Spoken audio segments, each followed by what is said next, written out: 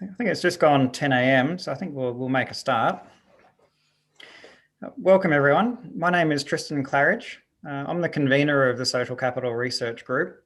It's my great pleasure to chair this event and welcome you all to this special webinar with Professor Robert Putnam, or Bob if I can be so informal. We have nearly 2,000 people registered for this event from over 130 different countries. I think the last count was about 134 different countries. So this really is a truly international event. By my estimation, we have people from over 300 different universities across a range of different disciplines. We have participants from government and non-government organizations, as well as from the private sector. And I think this really demonstrates the widespread interest in Bob's work, as well as the appeal of a concept such as social capital. So in this session, I'll give a brief welcome and outline for the webinar before handing over to Jacob Spanke to introduce Professor Putnam, who will talk about the evolution of the work on social capital over the last 30 years, from making democracy work through to his latest book, The Upswing. After the presentation, Bob will answer your questions. Please enter your questions in the Zoom chat window. You may need to click the chat button at the bottom of the Zoom window to open the chat if you can't see the chat already. Our team will collate the questions and you may be invited to ask your question, at which time you'll be able to unmute yourself. Please keep your questions brief and to the point, because this will help us to get through as many questions as we can. We understand that for many of you, English is not your first language.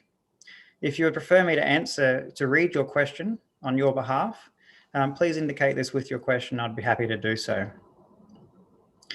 We may not be able to get to all of the questions. We appreciate your patience and understanding if we can't get to yours. We're planning within the Social Capital Research Group to hold future discussion groups where we may be able to discuss some of the themes that have been identified in this webinar.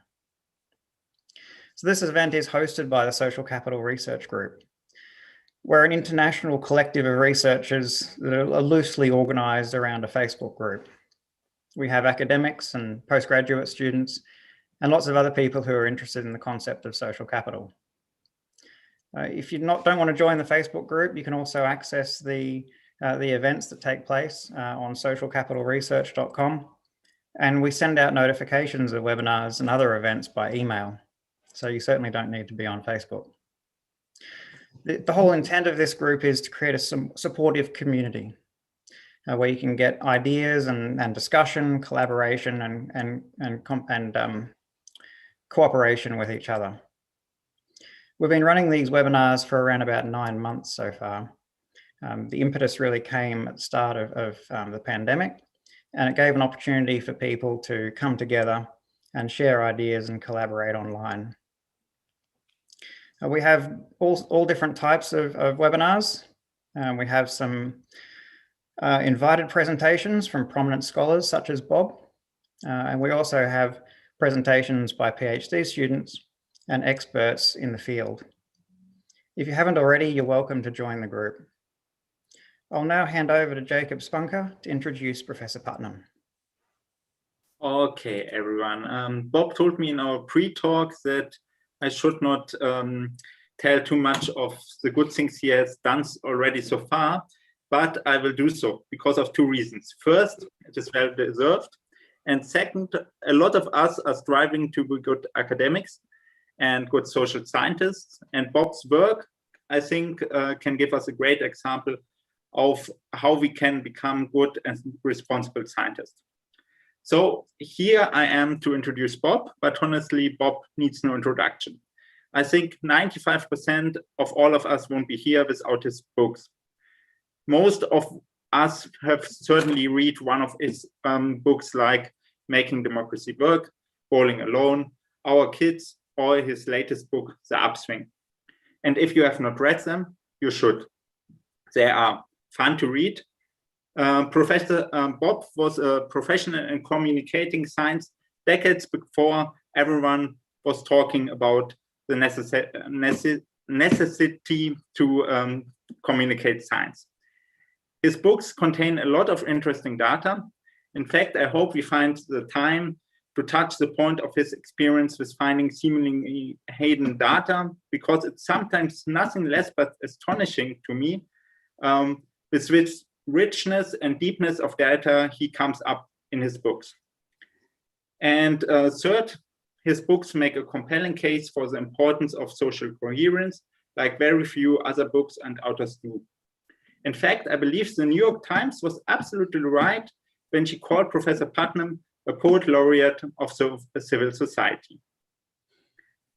I think we have many reasons to be grateful to Bob. I just want to name two. Think global, act local is a popular phrase. And indeed, for many, it is just a phrase. They think in the biggest dimensions possible, but they never ask themselves, what is the foundation of everything? A working political system and a working economic system, they all need a lively and healthy society. That you, Bob, showed what a far-reaching impact civic engagement can have, has not only raised the political awareness for this topic, but it certainly also has increased the self-confidence of many locally engaged people that they can really make a difference. I want to thank you for a second thing, that you were so willing to give us this webinar is indeed the best proof that you, Bob, are not only thinking, but you are acting. It is very generous, and I was indeed a bit surprised that you, Bob, agreed to share your knowledge with us so generously. In fact, the backgrounds of this webinar were the following. In the previous webinars, we had some discussions about the definition of social capital and how to do good social capital research. And again, we came back to the work of Bob. And so I thought, okay, let's give it a try. I can write him an email. It's not too much work if he wants to talk to us. But seriously, I was not expecting a reaction at all. I mean, Bob Putnam, he's famous. He's a Harvard professor, and he has thousands of things to do, probably much more important than our group. And so I thought he's very certainly not interested.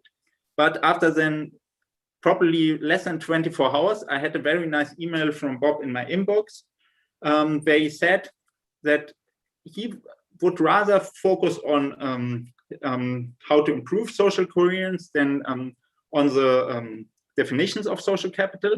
But otherwise, he's very willing to give us this webinar. And I thought, great. And because you can't have too much of a good thing, I just thought, okay, he agreed now, so I can also ask him to talk about his experience in social capital research, because he's doing this for 30 years, which is much longer than most of us live. So I just thought this might be a good idea. And from this point of time, we had a lively exchange about how to do this webinar. And we concluded on this mix of discussing his new book, The Upswing, his rich experience in social capital research. And then follows this by a broad Q&A session. And now I'm more excited for your presentation and our discussion. Bob, the floor is yours.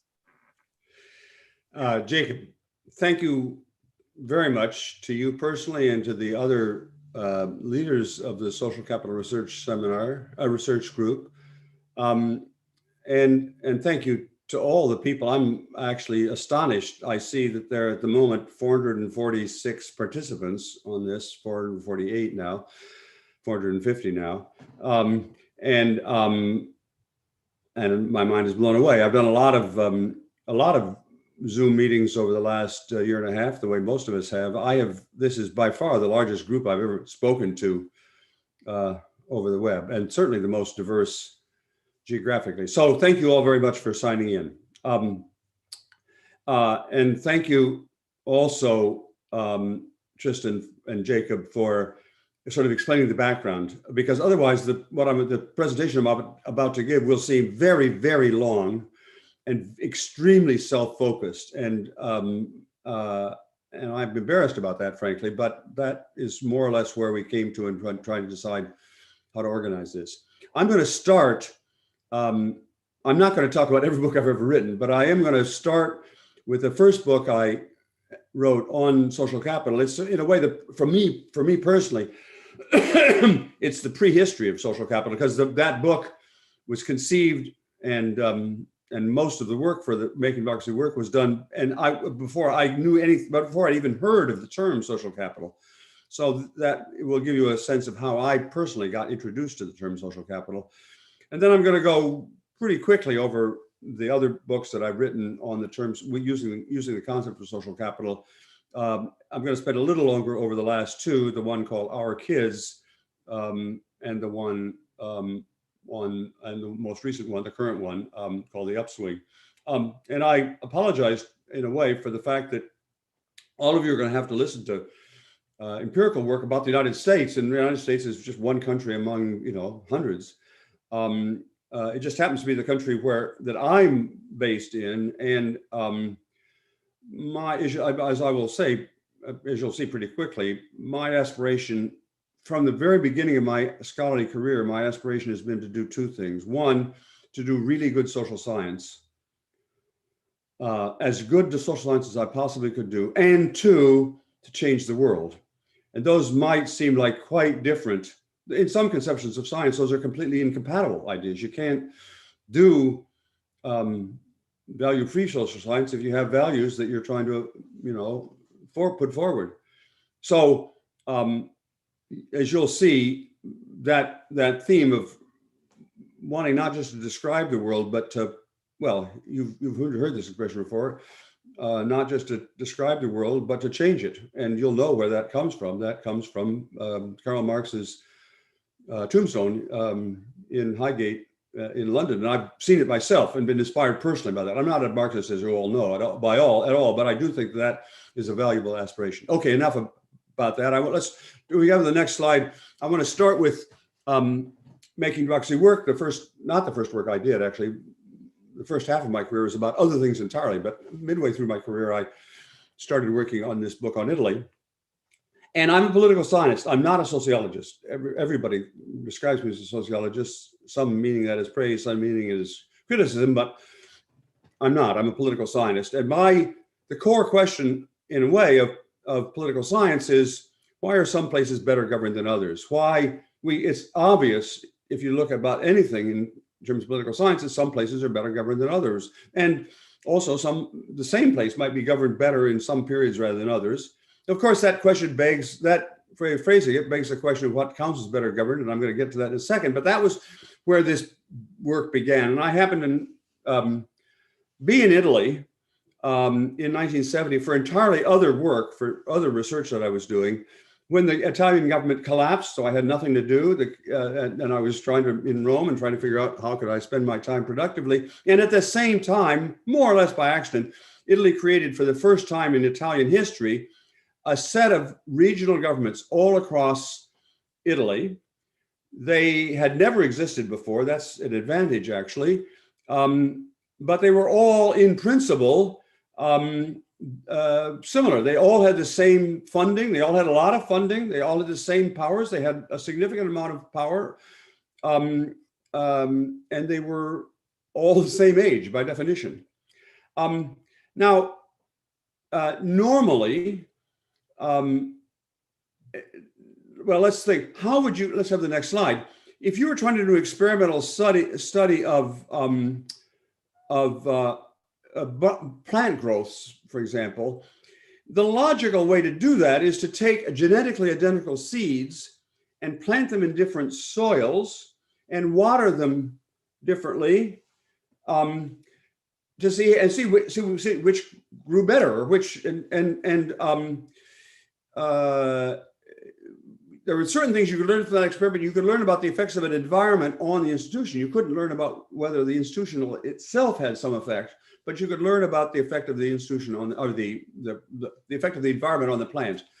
And that, in effect, was what was done in this Italian regional study. That is, the same genetically identical institutions were put in very different soils. And at the time that I did this research, and even today, Italy itself is extremely heterogeneous. So some parts of Italy then, in the south of Italy, were at the level of development of a third world country. I, with my own hands, saw people plowing and threshing, that is getting the seeds separated from the chaff, just by with a rake, throwing the seeds and chaff up in the air and letting the wind blow the lighter chaff away, and the seeds would fall. That's the way people have been harvesting grain in the Mediterranean for 2,000 years, and they were still doing that in the southern Italy when I started this. But other parts of Italy, the northern parts of Italy, were as advanced as any place in the globe in economic terms, in technological terms, and so on.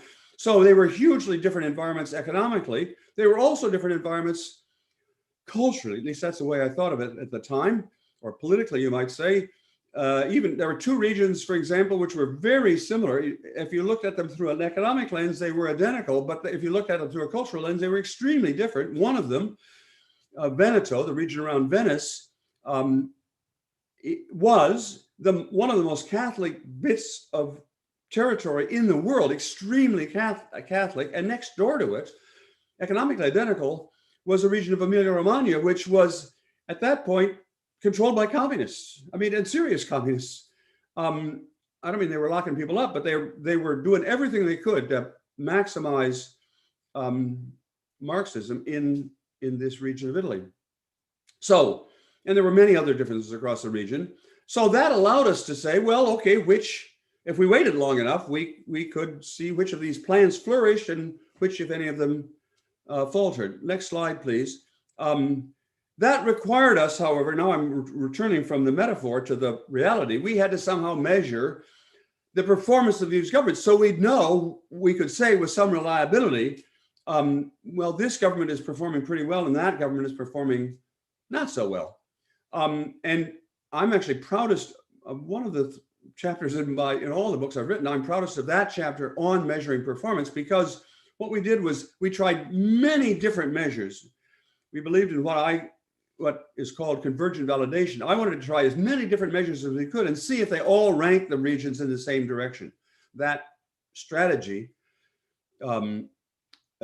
which in some sense is linked to the methodology called factor analysis. I'm not going to be talking about methodology very much here, but I'm just trying to do a little crosswalk. So if you are interested in statistics, I've used factor analysis often because I believe in using multiple measures and seeing if they cohere, and if they do, that what they share is what you're really trying to measure. So we measured the budgets and see of these governments to see how well they, how efficient they were in their internal organizations. We measured the stability of the governments to see, if they were could able to keep a cabinet in power for more than a couple of months. We measured the effectiveness in practical terms of their policy operations, so that, for example, all the regions actually had the power to, and all of them wanted to, create daycare centers. And so, but it turned out they didn't all actually create the daycare centers. So we counted how many different daycare centers per capita were created in each of these regions. And the same for their educational policy and employment policy and so on.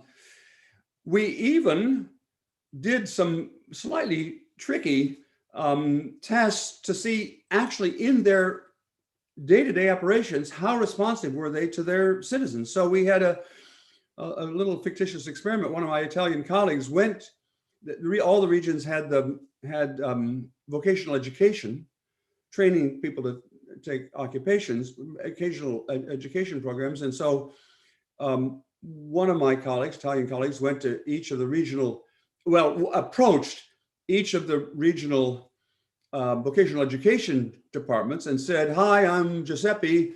My brother is interested in a course in motorcycle training. Can you tell me how can I get an application for him so that he can apply to go to the local vocational education school?" And then we waited to see how long it took for that letter to arrive, if it arrived. Mostly it didn't arrive. So then Giuseppe got on the telephone and said, "Hi, I'm Giuseppe. Remember those letters a couple of weeks ago? I really do need this application for my brother." And then we counted to how many different people the telephone call was passed before we actually got to someone who would admit that they were the person in charge. And then we waited to count how long did it take for the application arrived, if it arrived. Often it didn't arrive even after the telephone call. So then Giuseppe went down to the region, physically went to the regional office of vocational education and said, "Hi, I'm Giuseppe. Remember all those letters and telephone calls? Well, here I am. I really want to get this application for my brother for vocational training." And then we counted to how many different desks the person was passed until at last Giuseppe held in his hand the application. And Giuseppe had a lot of interactions with the regional government that year. He also, turns out the regional governments also had subsidies for agricultural innovation. Giuseppe had an uncle, you'll understand, a fictitious uncle who wanted to try a new kind of wine, a new kind of vineyard. So Giuseppe called the local agricultural department, same story, letters and telephone calls and visits. So in that way, we were able to measure in a lot of different ways how these governments actually did respond to real, or at least what they thought were real, local constituents. And then lastly, we measured the opinion of the people in the region. Now, the opinions of people about how efficient the government are not perfect. It's not the same thing as what the governments are actually doing, but it's another independent and important in a democracy, an important indicator. So we took repeated measures of the evaluations that citizens in each region had of their own regional government. And then we looked at how those measures all fit together. And it turned out, maybe this is a surprise, maybe not, that they all fit together. That is, the regions where the government was stable and where they had their budget, they finished their budgets on time, and where they, answered their mail and built the daycare centers, were the same regions where people were happy. That's probably not a surprise, but it's an empirical finding, not a logical finding. And therefore we had our measure of government performance. And of course now, and it turned out after 20 years, it took me 20 years to do the research, and I still haven't gotten to social capital. Remember, I still haven't gotten to social capital. 20 years of this project. When we started the project, my second child, my daughter, was an infant in arms. When I finished this, she was herself finishing college, entering graduate school, and she proofread the manuscript, which was a result of something that started when she was barely born. That's an example of how slow. I'm really slow in doing research. So I haven't gotten to social capital, but I will. Now back to our experiment. We have measures of which of these plants grew and which didn't, which faltered. And we want to know now what was the secret ingredient in the soil. That is, what could seem to cause these differences in performance. Next slide. And we had many different measures. I thought that wealth, economic advance, would be the single best predictor. The wealthier, the more advanced economically the region, the more technologically advanced, the more good government would have. That was my guess. I also thought that education might matter, because this is a conceit of educators to think that what we do matters. So I thought that in regions where people were well educated, the government would work well, and where they weren't well educated, they wouldn't. We thought there might be differences by political party, but it turned out I'm short-circuiting here 5 years of research. It turned out that the best predictor of which governments succeeded and which failed were choral societies, singing groups, and football clubs, or what at the time people were calling civil society. And it turned out that was actually a really powerful, if you had good measures of civil society, which we, with some effort, were able to get, we were constrained, of course, by what there are a lot, now I think there are a lot of ways to measure social capital, but this is really early days, and I was not so experienced in tracking down measures, and there were lots of measures that we would nowadays use for social capital just were unavailable at that time, and certainly unavailable historically. So I was constrained by, I'll just pause for a second here. I was constrained especially to look at membership in the existence of and membership in formal organizations, because organizations keep membership records. That's the unique.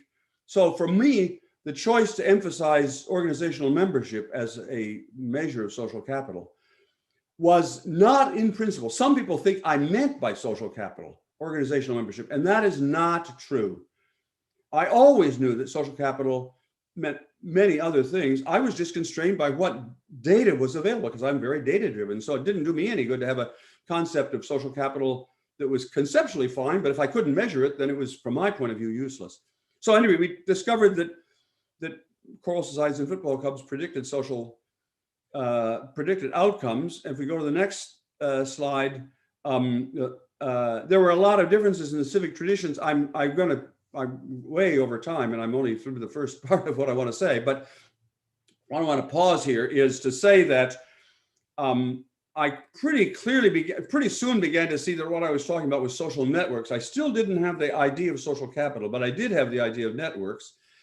And I was at this point in the evolution, I'm now up to about 1990, maybe, roughly speaking. I'd started the study in 1970.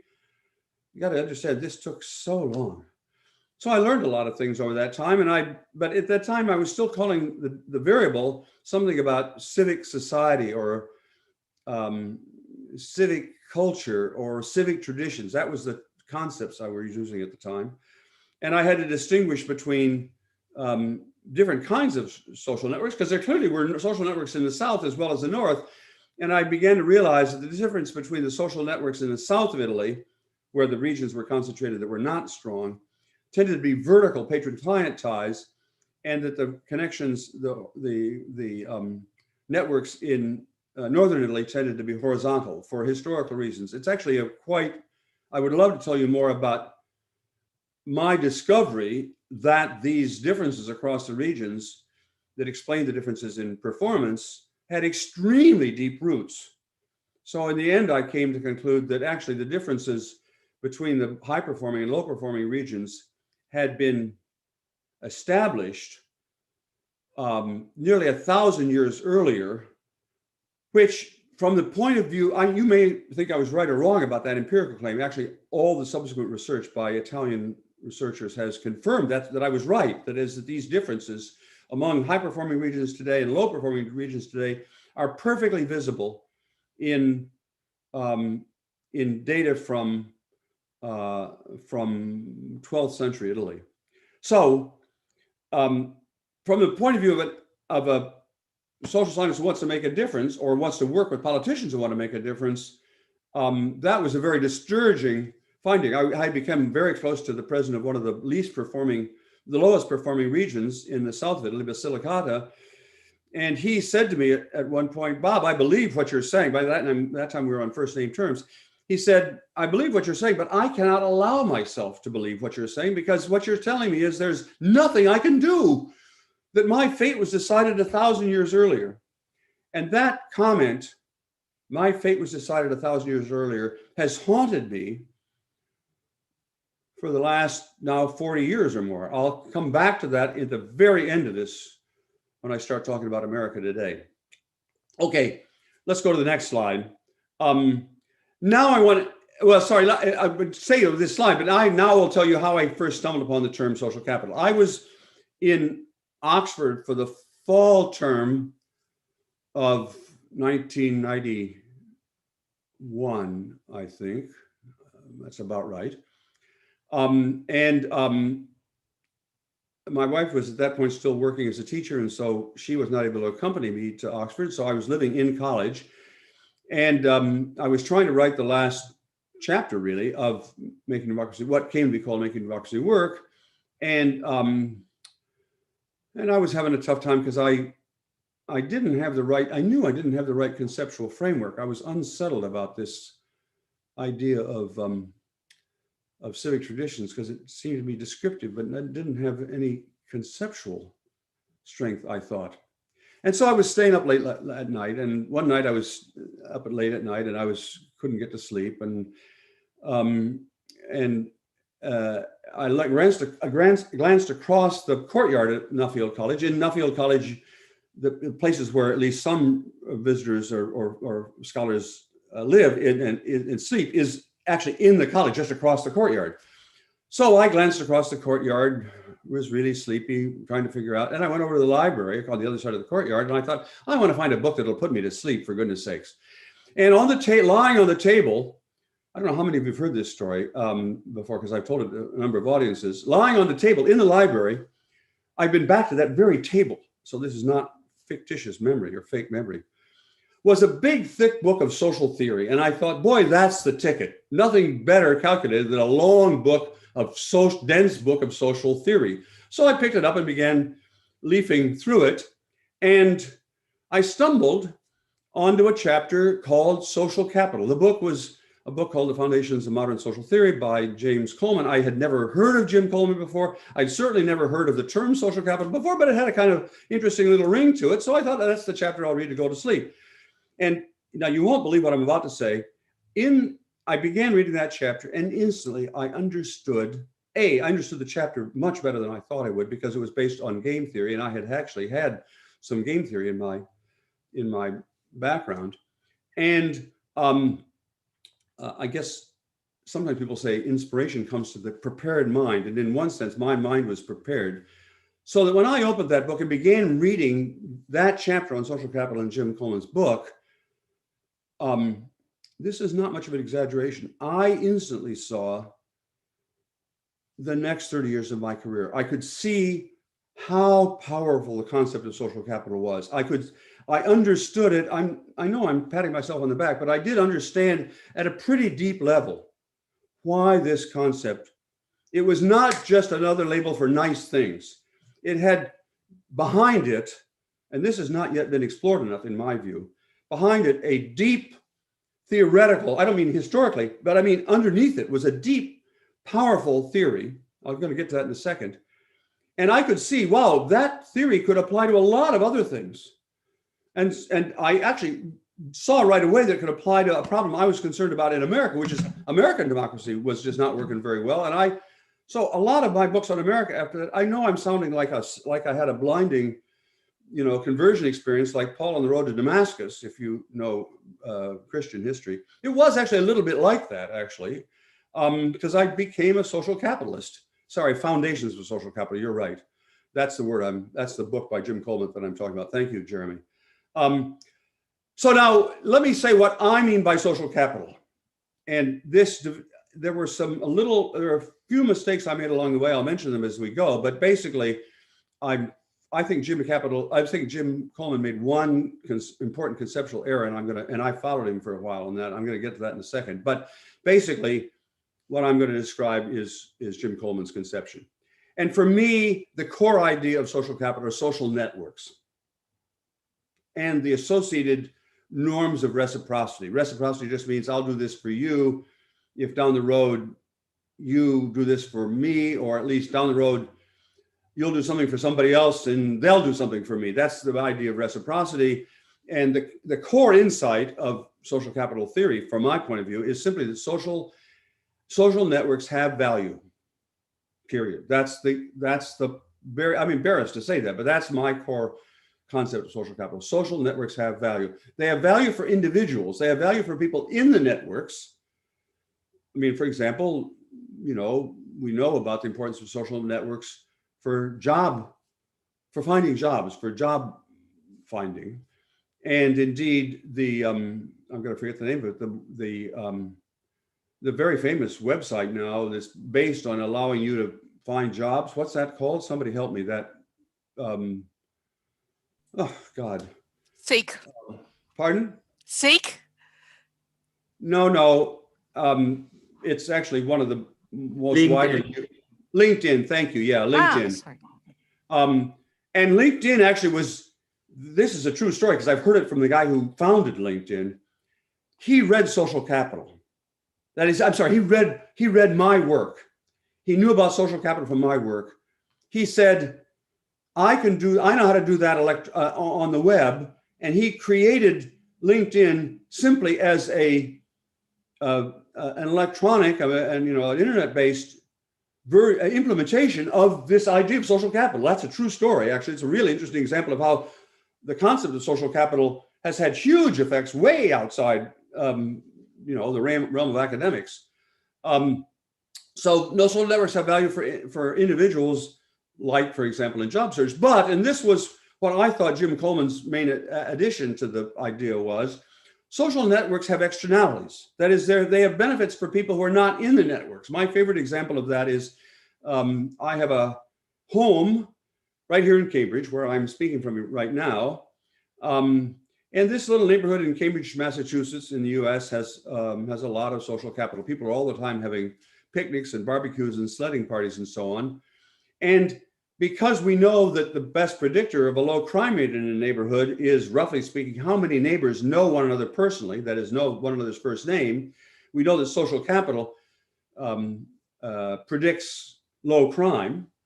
I'm able to go off around the world, actually, and leave my door open. And why am I able to do that? Because of all that social capital here in this neighborhood. Even though, and this is the moment for confession, I never go to the picnics and the barbecues and the sledding parties.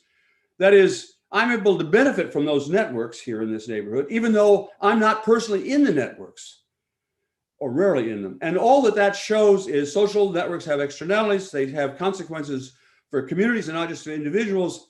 And that's an important, I think that a lot of people worked on social capital theory. Jim Coleman was not the first to discover it. We can talk more about that whole history of where the term comes from.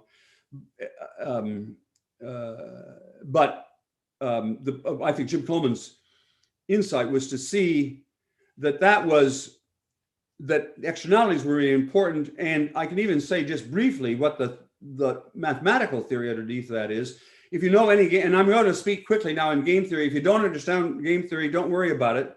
You know, this is not essential to the rest of the story. But in game theory, there's this idea that in prisoners' dilemmas, where people would, they'd be better off if they cooperate, but they can't really cooperate. There's something called the shadow of the future. This is conventional game theory. That is the prospect that down the road you might want to play with this person again, leads you to be cooperative in the short run, leads you to your long run interest in cooperation with this other player down the road, leads you to be cooperative in the short run. That's called the shadow of the future. And that is completely well-established conventional macroeconomic theory now. No, I mean, that's really, essentially everybody agrees on that. The extension, however, the social capital is just a marginal extension of that. It's that there's a shadow, not just of the future, but of the neighborhood. That is, if you and I are playing a game and other people are watching us and they see me cheat you, they won't play a game with me in the future. And therefore my costs in trying to decide, do I cheat or not cheat? On the side of cheating, well, I'm going to get whatever I get from this particular venture in cheating. But on the other side, I have to put all those future games that I might play with all of my neighbors. And that means a powerful incentive for me to cooperate. So just bottom line of that little excursus. I'm sorry I'm talking so long, but I've tried to touch at least on, if you want to come back to any of these points in the question period, that's great. I would love to talk more about some of these theoretical issues, but the core idea, therefore, is that social networks have value for individuals, but also for communities, and that networks are important. Sort of, why are they important? Well, I'm going to step back a little bit here and I realize I'm going super quickly over some really important questions. I can only apologize because I'm trying to get through a lot of material. Networks are fun. Why are networks so important? Well, they're important, first of all, obviously, because networks transmit information. That's the simplest idea. Networks are important. They're valuable because they transmit information. Nobody, I think, disagrees about that. It's not clear what the effects of that are, but that's clearly an important transmission. The second reason networks are important is because they help overcome dilemmas of collective action. That's what I just said. That's the game theoretic part. And I won't go back over it, but what it means is that the more social networks you're involved in, or the denser the social networks in an area, the more likely people that are there are to be able to overcome dilemmas of collective action and cooperate. So networks, the link from networks to cooperation is at the core of a lot of social capital research, at least as I see the point. It's not just about information, it's about cooperation. Thirdly, and the first two things I've said, and this one too, are actually conventional microeconomics. If you're an economist, this is just basic core elementary microeconomics. The third one is a little less so. The third one is that networks are important because they encourage reciprocity and trust. That's what I've just said. They encourage me to be responsive to you and me to and me to behave in a trustworthy way. I would have a whole seminar. I'd love to have a whole seminar just on the idea of trust. But the most important thing I would say if we had that is trust is not the crucial thing. Trustworthiness is the crucial thing. And trustworthiness is encouraged by networks. And that's because basically networks encourage reciprocity, as I've already said. Okay, well, those first three important features of social capital, as I say, are pretty well understood, at least in microeconomic theory. But the fourth is actually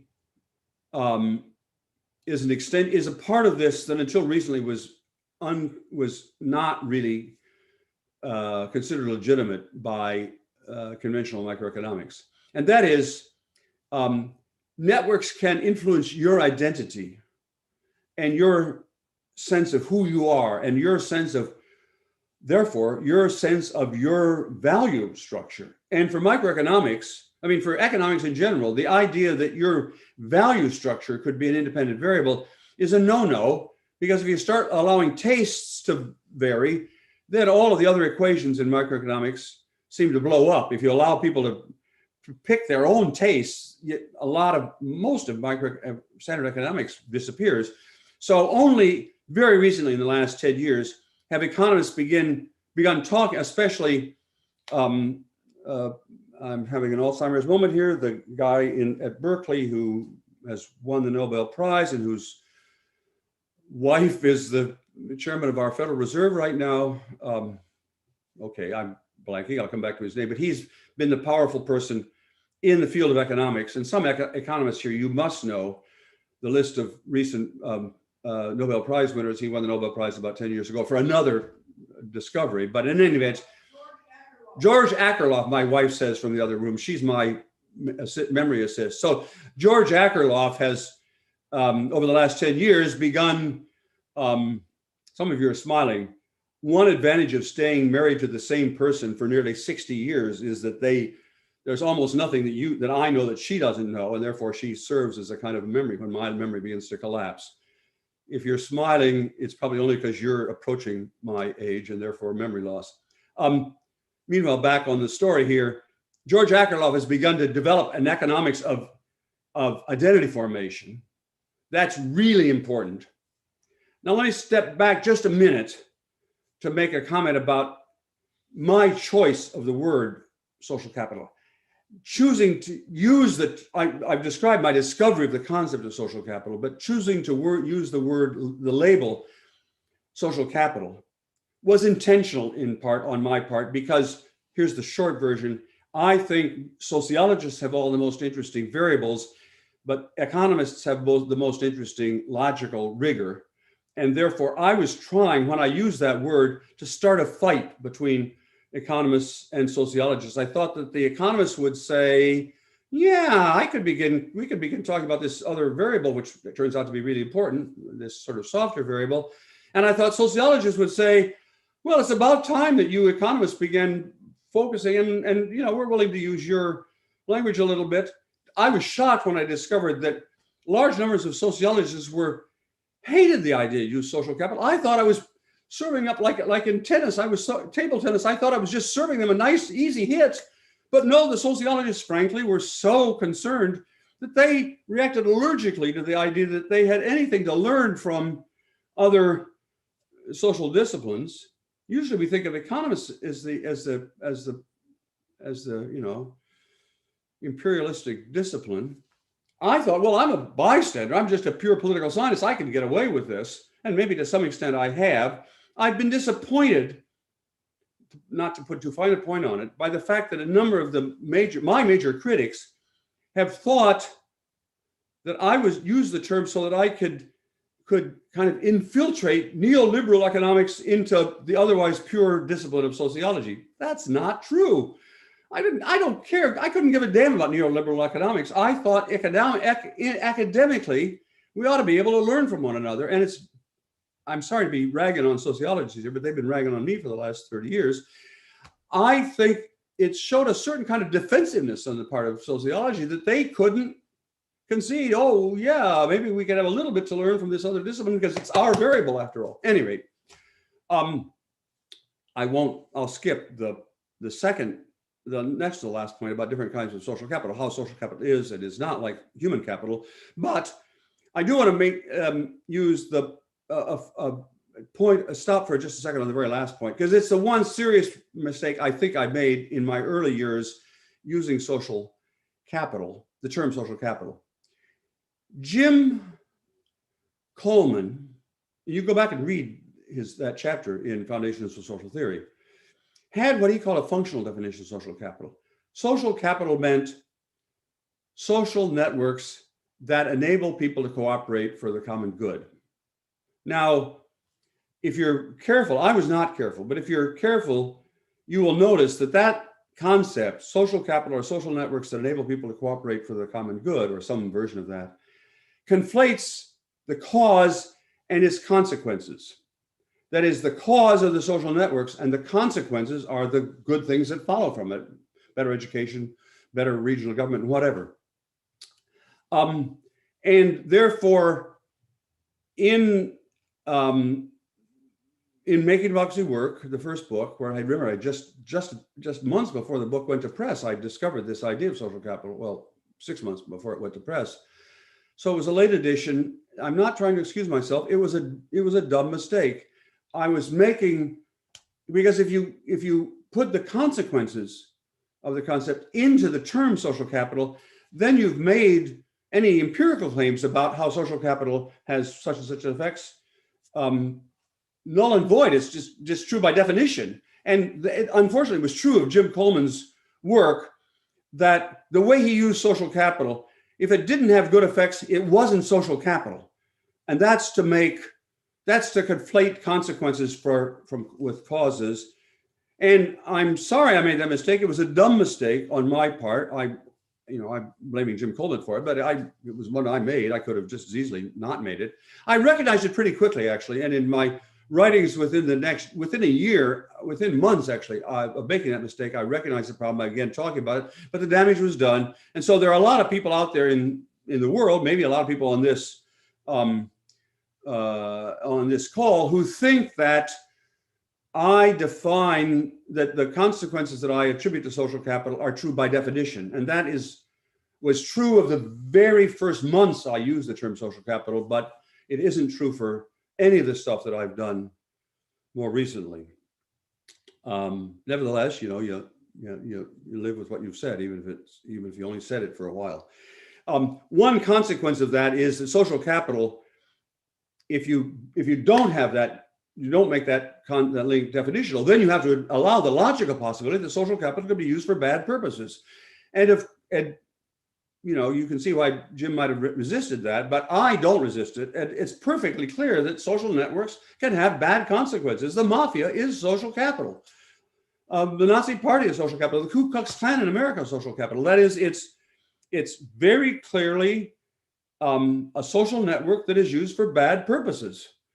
And therefore, that means it's important for people who use the term social capital always to be aware of the fact that there could be bad consequences from social networks, as well as from social capital. Bad social capital, it's not bad social capital.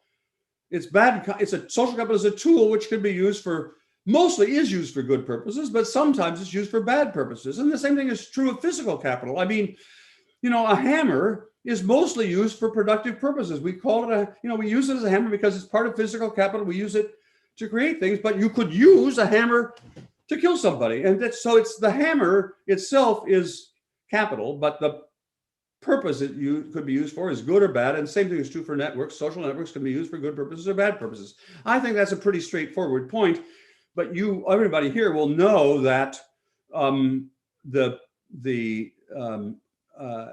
issue of whether social capital can have bad purposes has tormented the field for the last 30 years. So, for example, in the most recent period, in the book, The Upswing, that we're going to talk about at the end of this. Wow, I'm sorry, I'm going on so slow here. I'll speed up a little bit. But in that book, I talk a lot about racism in America. And racism is undergirded, as somebody in the chat line just said, is undergirded by social capital. There's no doubt that the Ku Klux Klan is social capital. And it helps us if we understand that. It helps us understand racism if we use social capital to analyze it, but we're not committed to saying, oh, all we need is a little more social capital in America. We need to begin to distinguish between social capital and this is, I will say a little bit here, something I think, what's the next slide? Maybe on the next slide. Where's the next slide? Yeah, this is the point I'm trying to make. There are different kinds of social capital. This distinction, I think I introduced, although different people have claimed that they've introduced it, but it's the distinction between social ties that link you to people like yourself. That's, I call bonding social capital. Most people now use that term, bonding social capital. I mean, so my ties to other elderly, white, male, Jewish professors, that's my bonding social capital. And my ties, and I do have ties, to people of a different generation or a different gender or a different religion or a different social class, all of those ties are my bridging social ties. They link me to people unlike myself. That's a pretty straightforward distinction. And both types can be helpful. It can be positive. That is, if I get sick, the people who bring me chicken soup are likely to be my bonding social capital. That is, everybody needs bonding social capital. It's the people close to you who help you out.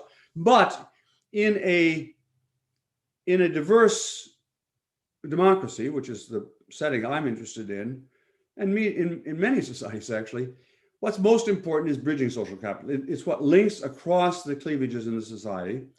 And that's terrific. It only means so now we have a little better prescription. What we especially want, what is especially likely to be helpful is bridging social capital. Not that bonding social capital is necessarily bad, but bridging social capital is usually the kind of social network that's going to bring us together, because you can put you put yourself in somebody else's shoes. If you know how they view the world because you talk to them as a friend, that makes you less biased against that out group.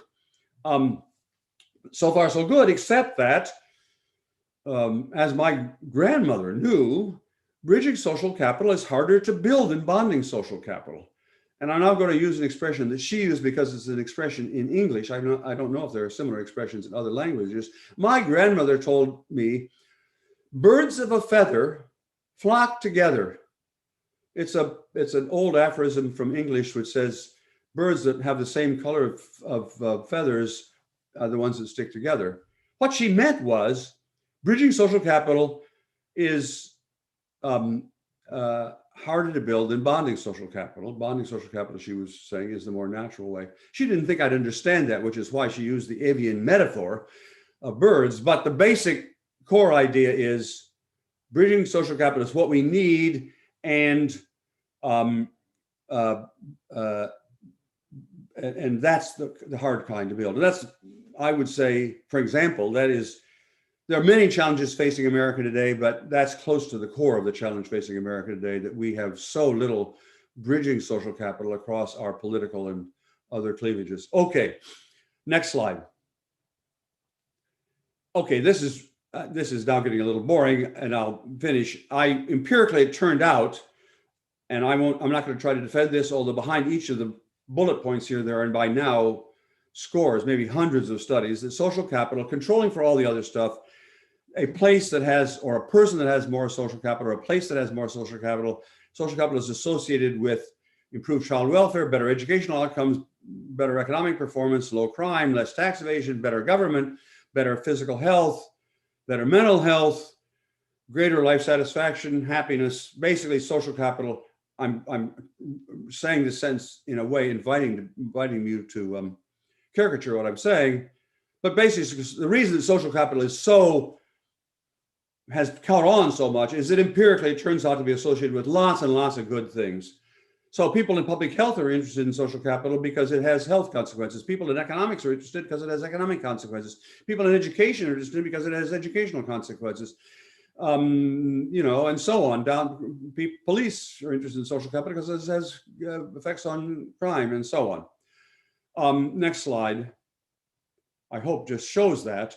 This is a quick graph which basically shows where you came from.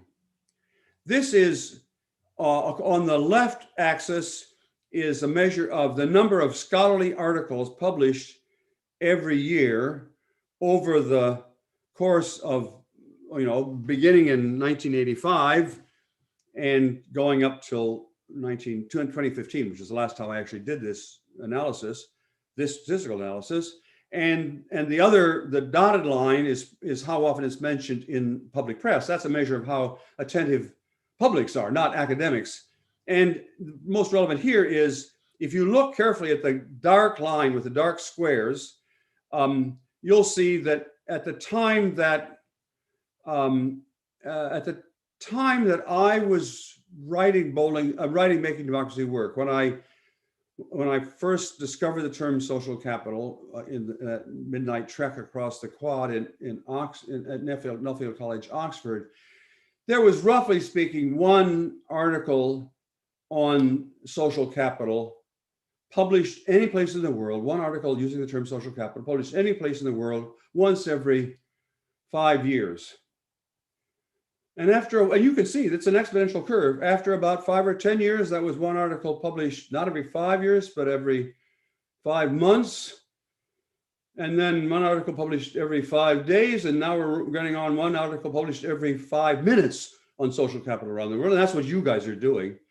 And it's you that are doing the work. But that's a testament to how popular this idea became among scholars. And I've explained the reason why. It's because it turns out to have applications. Most of these applications of the concept of social capital are actually not in core academic disciplines. They're mostly not in sociology or political science, or for that matter, economics. They're mostly in public health or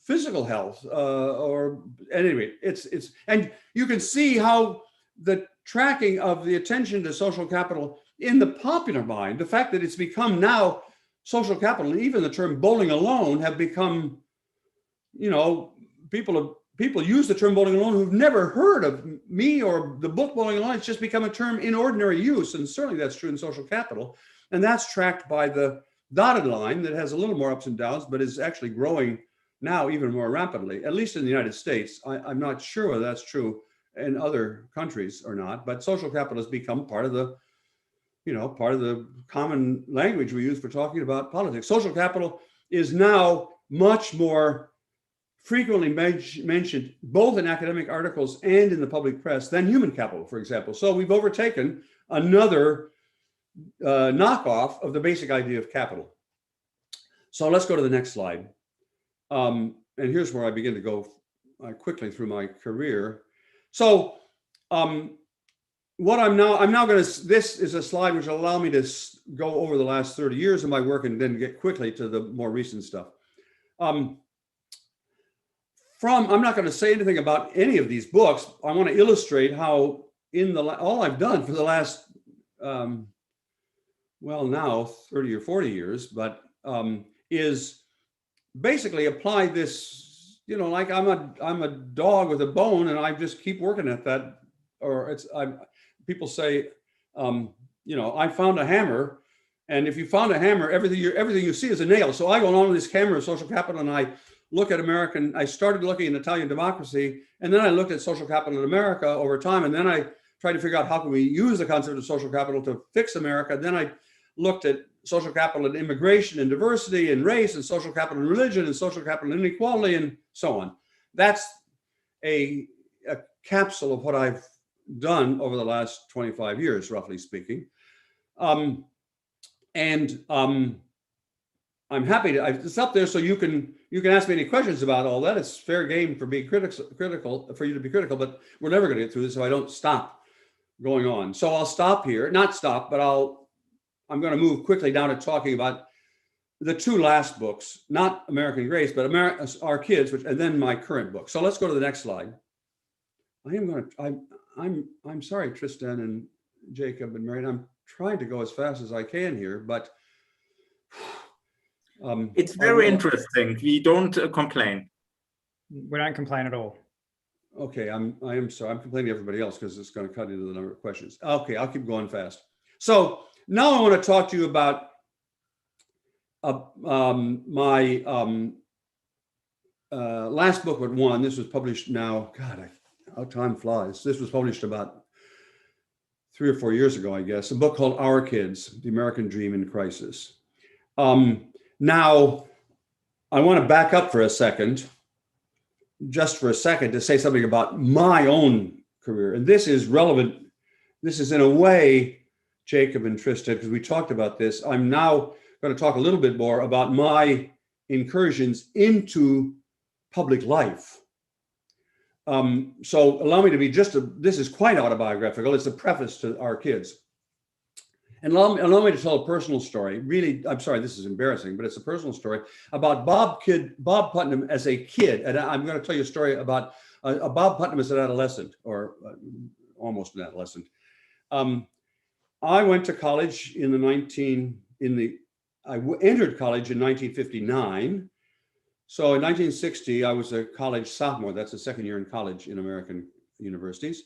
And I went to a little college called Swarthmore, which is a little small Quaker college just outside Philadelphia in the United States.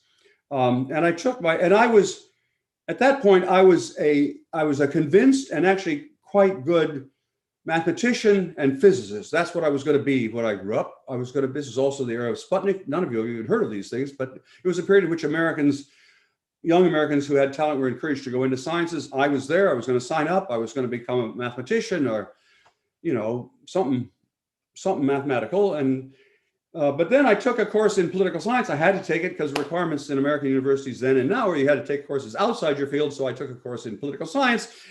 I happened to sit behind a cute young woman, what was called a co-ed at that point. This is way sexist because it's way early in American history. And we, this class was at 11 o'clock. We had lunch afterwards. We started hanging out afterwards to go have lunch together. This is the late 50s, early 60s. So don't let your imaginations get carried away. Hanging out together did not mean what it means now. It just meant we were having lunch together and talking and becoming friends. And gradually, we became closer. And at the beginning of that term, we were, of course, talking about politics. We were talking about everything, talking about religion, blah, blah, blah. At the beginning of that term, I was a conservative Republican from a small town in the middle of America and Protestant, Methodist, actually. And this young woman happened to be a pretty progressive Democrat, Jewish, from a very cosmopolitan family. This was talk about bridging social capital. These were completely different worlds, but by the end of that term, I had changed religions, I'd changed politics, and I'd changed the major I was in. And I haven't told you about how I changed my concentration, my field of study. Well, you will have recognized, if you know anything about American politics, that the year 1960, when we were taking the fall of 1960, when we were taking this course, was a national election. That was the election in which Richard Nixon was competing against John Kennedy. And so the very first date we had in those days was extremely unusual for a woman to ask a man out to date. But the very first date we had was she invited me to go to a Kennedy rally, for goodness sakes. I was appalled that I was having to be forced, just because I liked this person, to go to a Kennedy rally. So the next week I took her as it was my date. I took her to a Nixon rally. And we became closer over the course of this, again, I repeat, closer in affection terms, over the course of this term. And on January 20th, we got on a train in Philadelphia and rode the train down to Washington, D.C. And on the morning of January 20th, we stood in the crowd facing the Capitol where John Kennedy was to give his inaugural address. I could take you to the very tree under which we stood, because this was in some sense the most important moment of my life. I know this is extremely crazy. Why am I foisting this on you? But you'll see in a second. So I heard him say, with my own ears, I heard John Kennedy say, "Ask not what your country can do for you, ask what you can do for your country." And I'm 80 years old and the hair on the back of my neck is standing up right now. Why? It's because I was an adolescent and I thought he was speaking directly to me. I thought he was saying, Bob, you've got skills. You've got to learn how to help your country. And although he didn't say it, I thought what he was saying is, you've got skills. You've got these quantitative scientific skills. But what you really should be doing is using them to serve the country. And okay, so that was in some sense the most important moment of my life for several reasons. One is that co-ed who was standing with me there is still with me. She's in the other room here. We've been hanging out together ever since then. You can tell that's 60 years ago, and we've been married for whatever it is, almost 58 years. So that was great. That changed my life in all the important ways. But also, that was when I decided I was going to work in something in the social sciences, but I still hadn't decided whether that meant I worked in politics or whether I worked in government. And I spent a lot of the rest of my time trying to figure out, should I be pursuing this life goal by being an academic and occasionally spending time in politics, or should I actually go into politics? And you know what the decision was, although I spent a lot of times in my life. I didn't even spend 1 year working actually working in the White House because I was sort of trying out that idea. It turned out I decided I didn't want to work in politics, but I did still want to have some. So now I want to come back to my work, but this sounds like I'm really off the subject, but I hope I'm not just entertaining you. What I'm really trying to say is I've always sought out ways to try to influence public affairs. And that means beginning, strangely enough, with Bowling Alone, national leaders began calling me out of the blue. And I remember being shocked. Actually, my wife will be my witness. We were shocked when the first article, Bowling Alone, came out, and all of a sudden, People magazine was calling us up and wanted to take pictures of us. And we were all on newsstands all over our faces. My wife and I mean, we're a very attractive couple. We were even more attractive when we were much younger, but not that attractive to be on People magazine. And then, you know, I got a call from the White House saying the president would like to speak to you at Camp David. Okay, I know now I'm name dropping, but I want to try to convey the shock that, well, it was a shock, but then I realized, okay, well, this is maybe what I wanted. Maybe this is what I was trying to do all these years, ever since I heard Kennedy issuing this call. And as probably most of you know, I've then spent a lot of time hanging out with American presidents, with almost all the recent American presidents, except the most recent president. I actually do not know Donald Trump, and he never called me. But all the other ones, actually, really all the other ones, going back, Ronald Reagan never called me, but going back to Jimmy Carter, all the other presidents, I've known personally. I know that sounds like several name dropping, but what I'm trying to say is I'm trying to indicate that I've been trying to walk this line, and it has challenges because you're always tempted to tell them what they want to hear. And remember, I wanted to do two things. I wanted to be a straight, good social scientist, and so I always wanted to say the truth, but also I wanted to influence affairs, and there are dilemmas. I'm just alluding. I'm happy to talk more about those in detail if you'd like, because that's much of my life, much of my professional life over the last 30 or 40 years has been trying to figure out how you manage that. And so therefore, for example, every sentence in every book I've written, from Bowling Alone on, I've written that sentence, and then I've said to myself, how will that sentence sound to my peers? Will they think that that sounds right? And if they will have any doubts about it, there goes a footnote. And in the footnote, you can, if you're an academic, the way to read my books is to read the footnotes only, really, because all the footnotes are addressed to other academics. And my publishers hate footnotes. They want me to get rid of footnotes. They don't have, therefore, I'm not allowed to put them in the right there in the footnote. They're all endnotes. They're all hidden and in tiny print. If you've ever noticed the endnotes in my books, they're all in tiny print. That's because the publishers don't want them. They want to sell to the public audience. I want to have everything there so that I've done this actually quite religiously. Everything I publish in Bowling Alone, I can tell you where to find the data and how to replicate what I've done. That's the test. for one of the audiences. But the other audience that I'm also thinking about is there a way in which I can make this sentence clearer to people who couldn't care less about academics? And sometimes people compliment me on my writing. It's not because I'm a natural good writer. It's because I spend a ton. That's why it takes me 5 years to write a book. Constantly worrying about these two audiences. I don't know if that makes sense. It certainly sounds self-centered. I recognize that, but I'm trying to indicate the challenges. And I desperately hope that many of you listening in will yourselves want to do both these things, be good academics and influence public affairs. I think a fundamental obligation of social science, I'm sorry, I'm going to be a preacher here for a while, a fundamental obligation of social scientists are generally treated very well. The people of America, through various channels, through tuition and through grants and so on, pay me to do what I would want to do for free. So I live an incredibly privileged life. And in some sense, all academics do. I understand I live an even more privileged life than most academics, but all of us, almost all of us, are doing most of the time what we would like to do.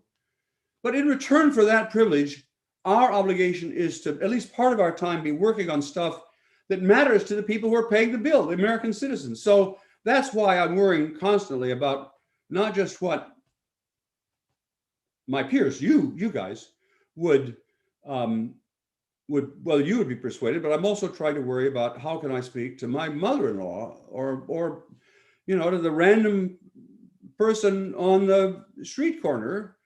I don't mean literally the person on the street corner. My test actually is also always my mother-in-law. My mother-in-law, Rosemary's mother, was an extremely talented, very smart person, very interested in political science, very interested in politics, extremely uninterested in social science. She couldn't imagine what her daughter got herself hooked into, because he wrote with all this, or at least his field seemed to write with all this blah, blah, blah language, jargon. So my test was, beginning with Bowling Alone, if I write this, will Zelda, Rosemary's mother, actually understand and appreciate what I'm trying to do? That's my test. And I think that's the right test for actually all of us. All of us, at least most of the time, not all of us all the time, of course, but many of us, much of the time, should be writing for my grandmother. Or is that making sense? Have I been too quick here? I mean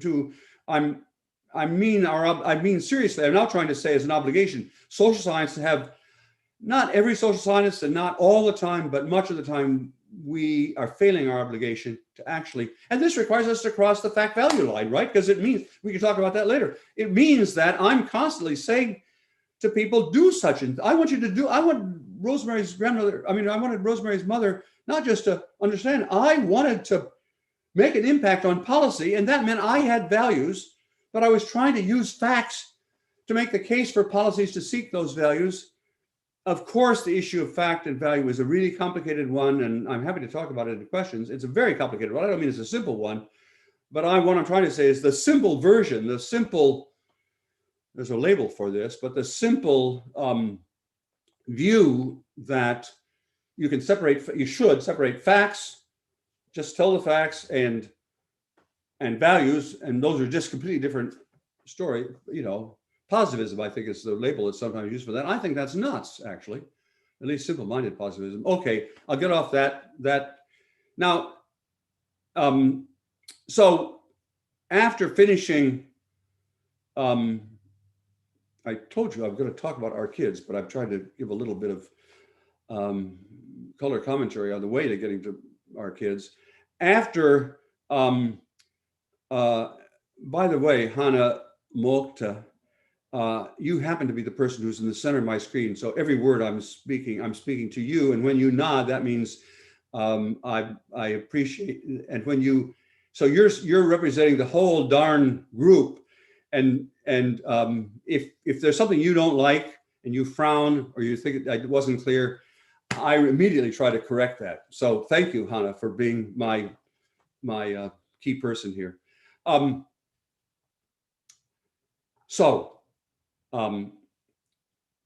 did this work on Italy. I came back to the United States. And I was worried about, just as an American citizen, not as a scholar, just as an American citizen, I was worried about American democracy. And it was right, American democracy, even then, at the time, most people didn't realize it. I actually did realize that American democracy was in awful shape. This is 1993, thereabouts. And basically, that was the immediate aftermath of the fall of the Berlin Wall. And there was a sense of triumphalism in America. American democracy has conquered the world. And I thought that's not true. We're, at least at home, American democracy is failing people, and they're pissed. And they're going to show it pretty soon. Sorry, pissed is a technical term in English. It means they were very unhappy. And I turned out, when I came back from Italy, so to speak, I was trying to figure out what's gone wrong with America. And I said to myself, I wonder whether social capital, this stuff I've been studying in Italy, has anything to do with what I'm worried about as a citizen, namely American democracy's not working. And that led me over, now it all happened, it seemed like it all happened quickly, but it took me a darn long time to figure this out. That led me to think, well, maybe I should study trends in social capital in the United States as a way of trying to figure out how to fix America, which now probably seems like an obvious leap, but at the time it was anything but obvious that something that I'd learned in Italy would help and was involved Italy in the 12th century, that you could learn lessons from Italy in the 12th century that would in any way be relevant to America in the 1990s. That was, I'm trying to get you on the other side of that so you see what a bizarre thing that was to make that leap. I'm not saying I was smart. I wasn't. It was an accident, like much of my career. I've just kind of paying attention and things happened to me. And that's where Bowling Alone came from. It led, I'm happy to tell you more about that story. But what that led me to, therefore, was, as I've said, once Bowling Alone was published, then I got called into the White House and started hanging out with politicians. And fast forward, now this is probably 15 years later, I got onto the subject of inequality. I had not actually previously been focused on inequality, and actually lots of people had noticed that I had not said anything about inequality, and people had said, well, Putnam is maybe right or wrong, but he's distracting us all from the main battle, which is inequality. It certainly was not in my intent, but it may have been implicitly, maybe it was, I was not paying so much attention to inequality, but gradually, even a dunce like me notices inequality. And that led me to this book, Our Kids, which was begun, about 10 years ago and was published about 5 years ago. Rosemary, if I get these dates really wrong, will you just tell me? Okay, my memory has just walked out of the room next door. So I'm gonna have to, my wife, is no longer listening in the next door room. So let's go to the next slide. I need to frame this and tell you why the focus of Our Kids is what it is in America. When did we start work on Our Kids? About 2015, I think. Yeah, Rosemary, my wife says we started to work on Our Kids. Note I say we, because that's the way this family, this couple is. She does as much work as I do. Yes, I'm aware of that. She's also reminding me about the time. Way over time. Well, not way over time. I'm 20 minutes beyond where I promised them to be. So Jacob and Tristan, my wife is keeping track, even if you're not, of how long I'm taking here. Okay, Americans have historically, you could talk about distribution of income or the distribution of opportunity. You could talk about equality in wealth and income, and historically, Americans have not worried a lot about that. Americans have much more worried about equality of opportunity, and Tocqueville even noticed this. If we have the next slide there, can we have the next there? Americans have historically been very, very concerned about equality of opportunity. That is, not equality of outcome, but does everybody have a fair chance to get started? Whereas we've been less concerned than Europeans, for example, in equality of outcome, and that's related to the fact that we don't have, for better or worse, we don't have such a large welfare state. But historically, we've done a lot better than Europeans on education, maybe that's no longer true quite, but we have historically spent a lot more on education because education, we thought, was the way you could open opportunity for people who didn't begin in the aristocracy, but might end in the aristocracy. That's the ideal of America, this rags to riches. That the ideal for America is you could start any place and you can end up at the top. That was never actually true, but it was more true in America historically than it was elsewhere. Historically, we were pretty good at allowing kids from the bottom to make it to not literally to the top. Of course, I don't mean that, but the rate of upward mobility in America historically was higher than in many other countries. That's the American dream, that you can start at the bottom and go to the top. And what I discovered as we began doing this work, which ended up being called Our Kids, I'll tell you in a minute why it had that title, was to see, well, how are we doing, at least how are we doing on equality of opportunity? Maybe we don't care, Americans don't care about equality of outcome, but for sure we care about, I see, Kathy, you're asking about Black Americans, and I promise you I'm going to talk a lot about race before I finish these remarks. Thank you for raising that really important question. I began worrying about equality of opportunity. And what I discovered, if we go to the next slide, is a narrative. I mean, I began to understand a narrative, which some other people had understood already, but maybe not everybody had understood the full dimensions of it, that since the 1970s, America had become increasingly split along class lines. Now, this seems so obvious now in the aftermath of the COVID and so on, that it's hard to imagine that anybody needed to be told this. And it's hard to imagine, how did Putnam not even know this? We're talking, we're not talking about Putnam in the 1970s, we're talking about Putnam in the 1990s, or even the 2000s, how could he miss this? The answer was actually many academics knew what I'm about to say, they knew this narrative, but lots of other people didn't, and including lots of public figures did not know it. Anyway, what I began to realize was that America had increasingly become split along class lines, and the first mark of that was that our income distribution became the distribution of what you might call the outcome measure. That is the actual distribution of income, not opportunity. That had begun to split. So increasingly, there were a lot of rich people and a lot of poor people and fewer people in the middle.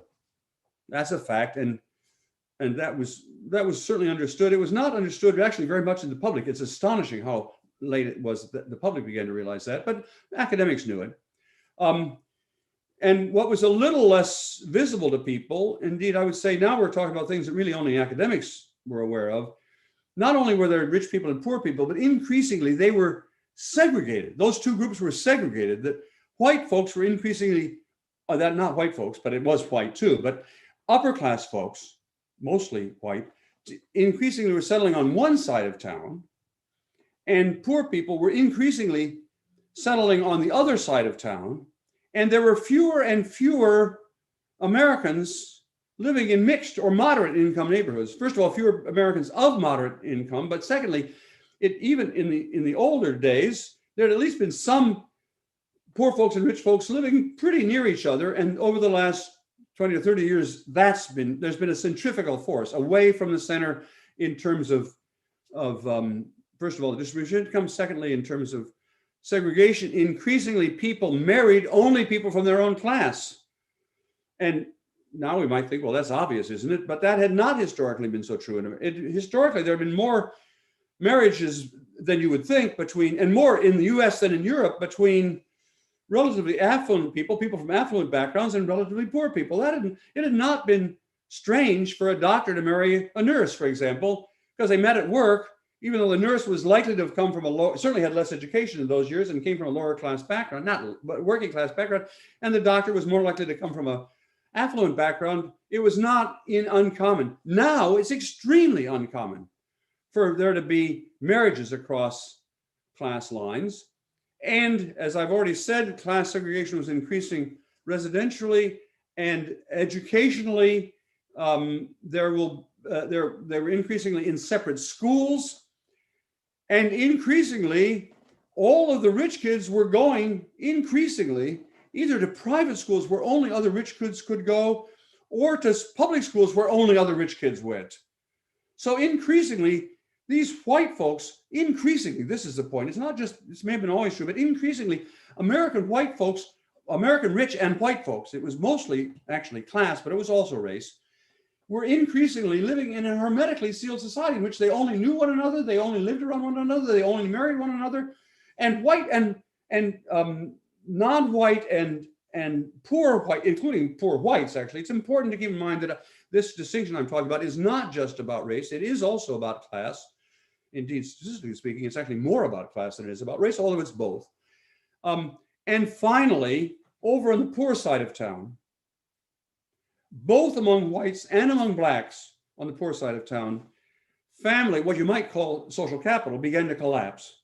Family ties and social ties began to collapse. It was still fine over here on the rich side of town. They were still going to the PTA meetings. They were still going to the, they were still connecting with their neighbors and trusting their neighbors. Well, of course, they were only living around other white rich folks. But on this side of town, first of all, the cops were less good over there. And secondly, the people over there were all poor and they had poor education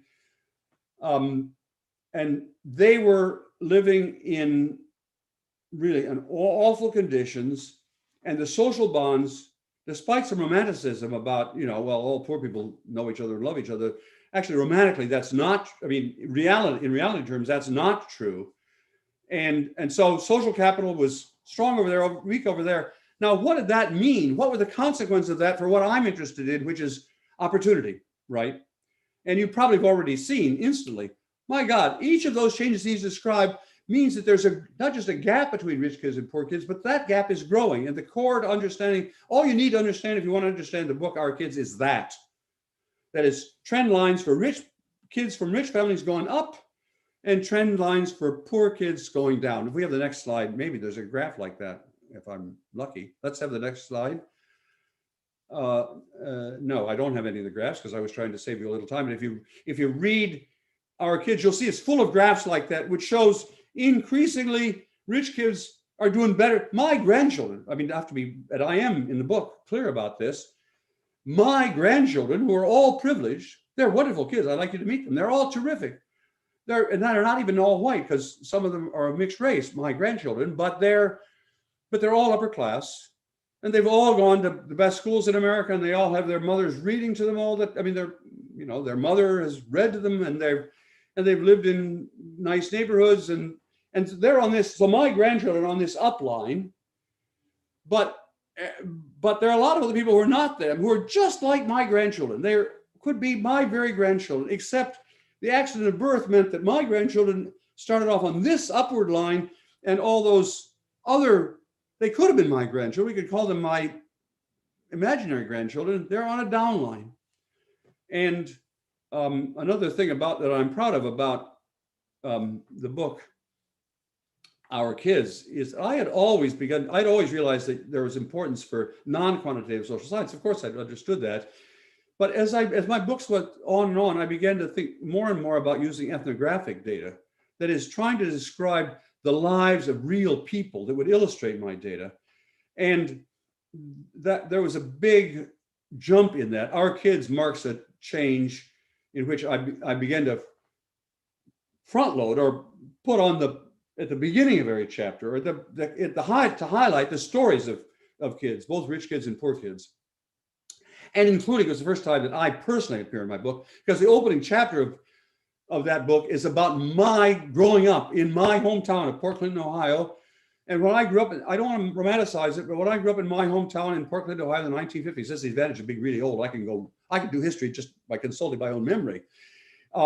If you go back to Port Clinton in the 1950s, and then of course I confirmed every one of my memories because I'm always thinking about scholars. So I confirmed every one of my memories by going back to every scrap of data available about Port Clinton, Ohio in the 1950s.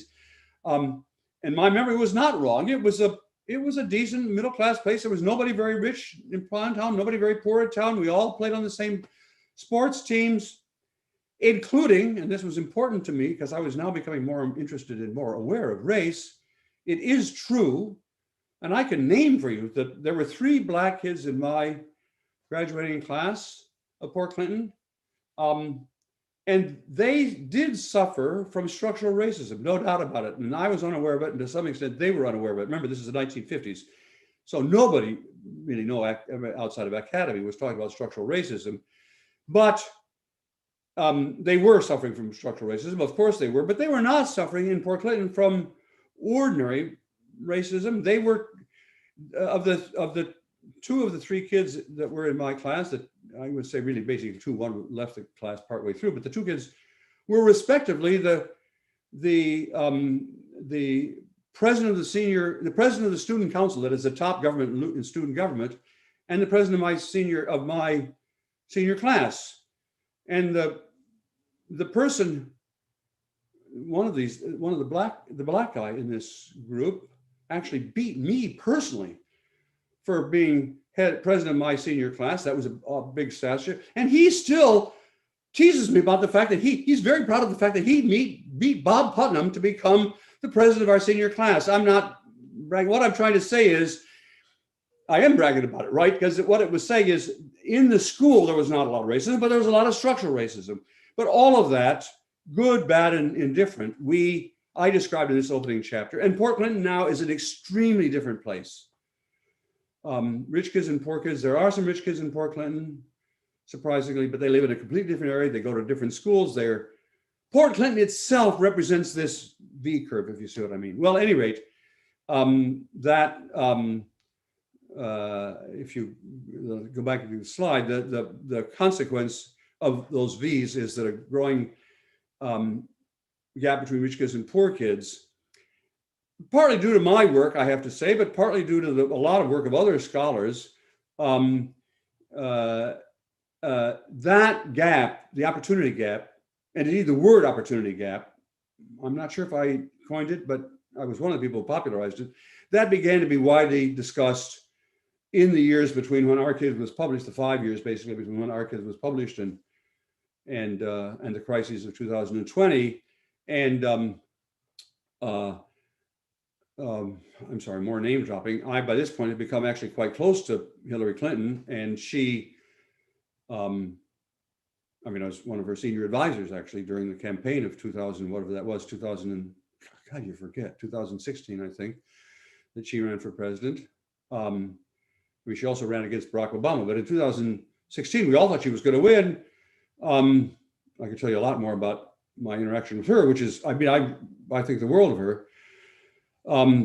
But both she and another candidate early in the race, Jeb Bush, who's the brother of the president, George W. Bush, he also, for some reason, fell in love with the idea of social capital.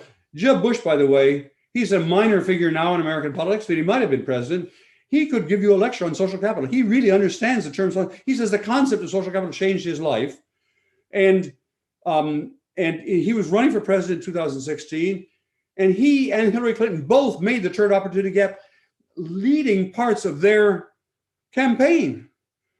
And so why am I bragging about that? Well, of course, I'm bragging partly personally, but I'm partly trying to say this idea had gone pretty quickly from purely academics to being a central issue in American politics. Well, that's kind of what I've been trying to do. So I felt good about that. And then, of course, as maybe most of you will know, Hillary Clinton did not win the presidency in 2016. Everybody was shocked. I was shocked. She was shocked, but Trump became president. So even before 2000, even when Trump was being elected, people had recognized this opportunity gap. I don't want to talk very much about Trump at all. Of course, I love to talk with Trump for hours, but that's a different issue. But now I want to go to the next slide, and I really am now approaching the end of this, which is, this is an idea that has been percolating in my mind for a long time, but it really only accelerated and ends up, I'm going to tell the story of my most recent book called The Upswing. So this is actually what's in front of my mind. I had to go back and refresh my memory on all the things you've talked about so far, because for me too, it's ages ago. But what I'm about to talk to you now about is what I'm talking to other people all around America and other countries right now anyhow. So you're going to hear a little bit of my current stump speech. I apologize, but at least it'll have the virtue that I can go through it quickly. So I had long been concerned about patterns of change in 20th century America. You know that I've been concerned about patterns of change in social capital, at least going back to Bowling Alone. And gradually I'd become interested in long-run trends in the economy, and I began to worry about what are trends in economic inequality. If we have the next slide, that led to this book called The Upswing. And I'm not, honestly can't remember. Let me just do a bit of the backstory, because what I'm now trying to, I believe that academics is a profoundly collaborative, must be a profoundly collaborative enterprise. That's one thing I want to emphasize throughout. I hope I've made that clear already, but if not, this will show it. In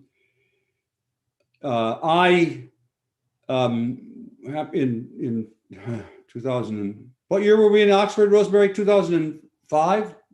No, 2015. God. We were at Oxford. I was beginning to notice these trends in the odd shape. I was familiar from Bowling Alone with this odd shape of social capital over the course of the 20th century. I knew that it was a curvilinear pattern, even though I myself had focused only on the last 50 years. I vaguely knew that social capital might have a trend that looked not linear down, but that there'd been periods when it was going up. I knew that vaguely. And I knew that economics, completely apart from me, economics had been a number of economists, the French economists notoriously, but also some American economists had been looking at long-run trends in economic inequality in America. And they too had shown this strange curvilinear upside down curve. Well, actually they showed it as right, the curve flipped the other way, but it was for sure the same curve. And I puzzled me that year that I was in Oxford, and I began asking other people. I gave a seminar. It was not a year; it was just a term. But I gave a seminar at Nuffield, back at Nuffield, and somebody said, several people said, that curve that you're talking about is actually reminiscent of other things. There's a curve about family structure that looks just like that. And I knew nothing about demography or family structure, but these people there said, I had lunch and said, take a look at that literature on birth rates and marriage rates and so on. That's going to look a lot like this. I said, I didn't know that. And then I gave a talk, and a former graduate student of mine happened to be sitting in the back of the auditorium, and she said, I bet there might be, you can measure changes in culture that map that. She said, you know about this app called Ngram? I had never heard of Ngram in my life. I don't know how many of you, raise your hand if I can see some of you, if you've ever heard of the expression, the term Ngram. Okay, great. Ngram is you can still do it. It's an app. If you go to this app and click on it, and it's basically gives you access to the whole database of all books published ever, actually any place in the world, but certainly all books published in America, going back 300 or 400 years. Every book is been digitized, and therefore, if you put a word, any word in that little space there, and press a button, you can find out the long-run trend in the use of that word in written and read language. I mean, books, culture of that. So you plug in the word in America, at least in America, you plug in the word laser, and you can look for 300 years. Nobody in America is writing or reading about laser at all until suddenly, 1957, people begin talking about it. So you see a little upturn as people begin writing and talking about laser, and then it begins slowly. Finally, by now, laser is no longer being talked about. It's a mark of how visible in American cultural terms, but also in American life, of course, lasers are. Or you can type in really simple words like and, A-N-D, one of the most common words in American language, and look at the frequency of the word and over 300 years, and it's flat. There has not been a change. We use the word and just about as often as Shakespeare did in his written works. That is, it's a constant, amazingly flat curve. I got this idea, and this woman at the back of the at the back of the room at the Oxford lecture hall, said to me, Bob, because everybody calls me Bob, have you ever thought about looking at the ratio, looking at Engram to see if you can look for changes in culture? And one thing led to another, and a few months later, I had this idea. Well, suppose I just look at the very simplest pronouns. I look at the ratio of we, that is the first person plural in English, and most, in Italian, it would be noi, or is that French? I mean, anyway, there's a word, and then the other is the first person singular. America does distinguish between intimate and non-intimate second person. You, I know it has, sie and do have different meanings in German and so on, but I and we works pretty simple. In English, it certainly works simply. You can look at the ratio of the frequency of the use of the word we to the use of the word I, first person plural to first person singular. And if you draw that graph looks exactly like that same upturned U curve that we'd found in economics and social capital, and I mean, in sociology and economics, and it turned out also political polarization. Whoa. So back now, I'm stepped back out of the commentator on my work and the backstory to the actual work. Here it is, the next slide, please, and I'll go quickly here. It turns out that America today, I'm talking about America right now, in America in 2021, America has reached historic levels of political polarization. America has virtually never been as polarized politically as we are now, except for the period between 1860 and 1865, which is our Civil War. So we're that, I don't mean we're on the verge yet of a civil war, but that's the territory where America's in right now. And economic inequality, again, we have pretty good data on economic inequality over long periods of time, and America probably has never been as unequal in the distribution of income as we are now. I mean, and we're probably never as socially isolated. We have less social capital now than we ever did. That's a little more controversial because it's hard to get data on social capital. And we're probably more self-centered than we have ever been. As my mother would say, using an Americanism that is virtually untranslatable, some of you will have to figure out how to translate this, America's in a pickle. That is, America's in a really bad shape. Is any German speaker here going to help me how to translate pickle into, I don't know. It means America's in a really bad place. And we are. It didn't take me to tell you that. Every American knows that. But the question is, how do we get here? And so we go to the next couple of slides. I'll show you these charts, at last some charts, so you can see that I really believe in data. Next chart, please. This is trends in economic inequality over the last 150 years. You can see over at the left-hand side there, the hard data began only in 1913, because that's when we created the American federal, the income tax. So we began collecting good data on income distribution in 1913, but the data that we have before that, a little less rigorous, confirms this. America at the end of the 19th century, it was called the Gilded Age in America. It was in a way, the peak of our industrial revolution. There were great monopolies, and rich folks were really rich. And so in that period, American society was encapsulated in the contrast between the rich folks living on the Upper East Side of New York, where huge wealthy mansions lived, and the Lower East Side of New York, which is where the huddled masses, the poor immigrants, all lived, and within 10 miles of each other. And that captured this incredible economic inequality of that period.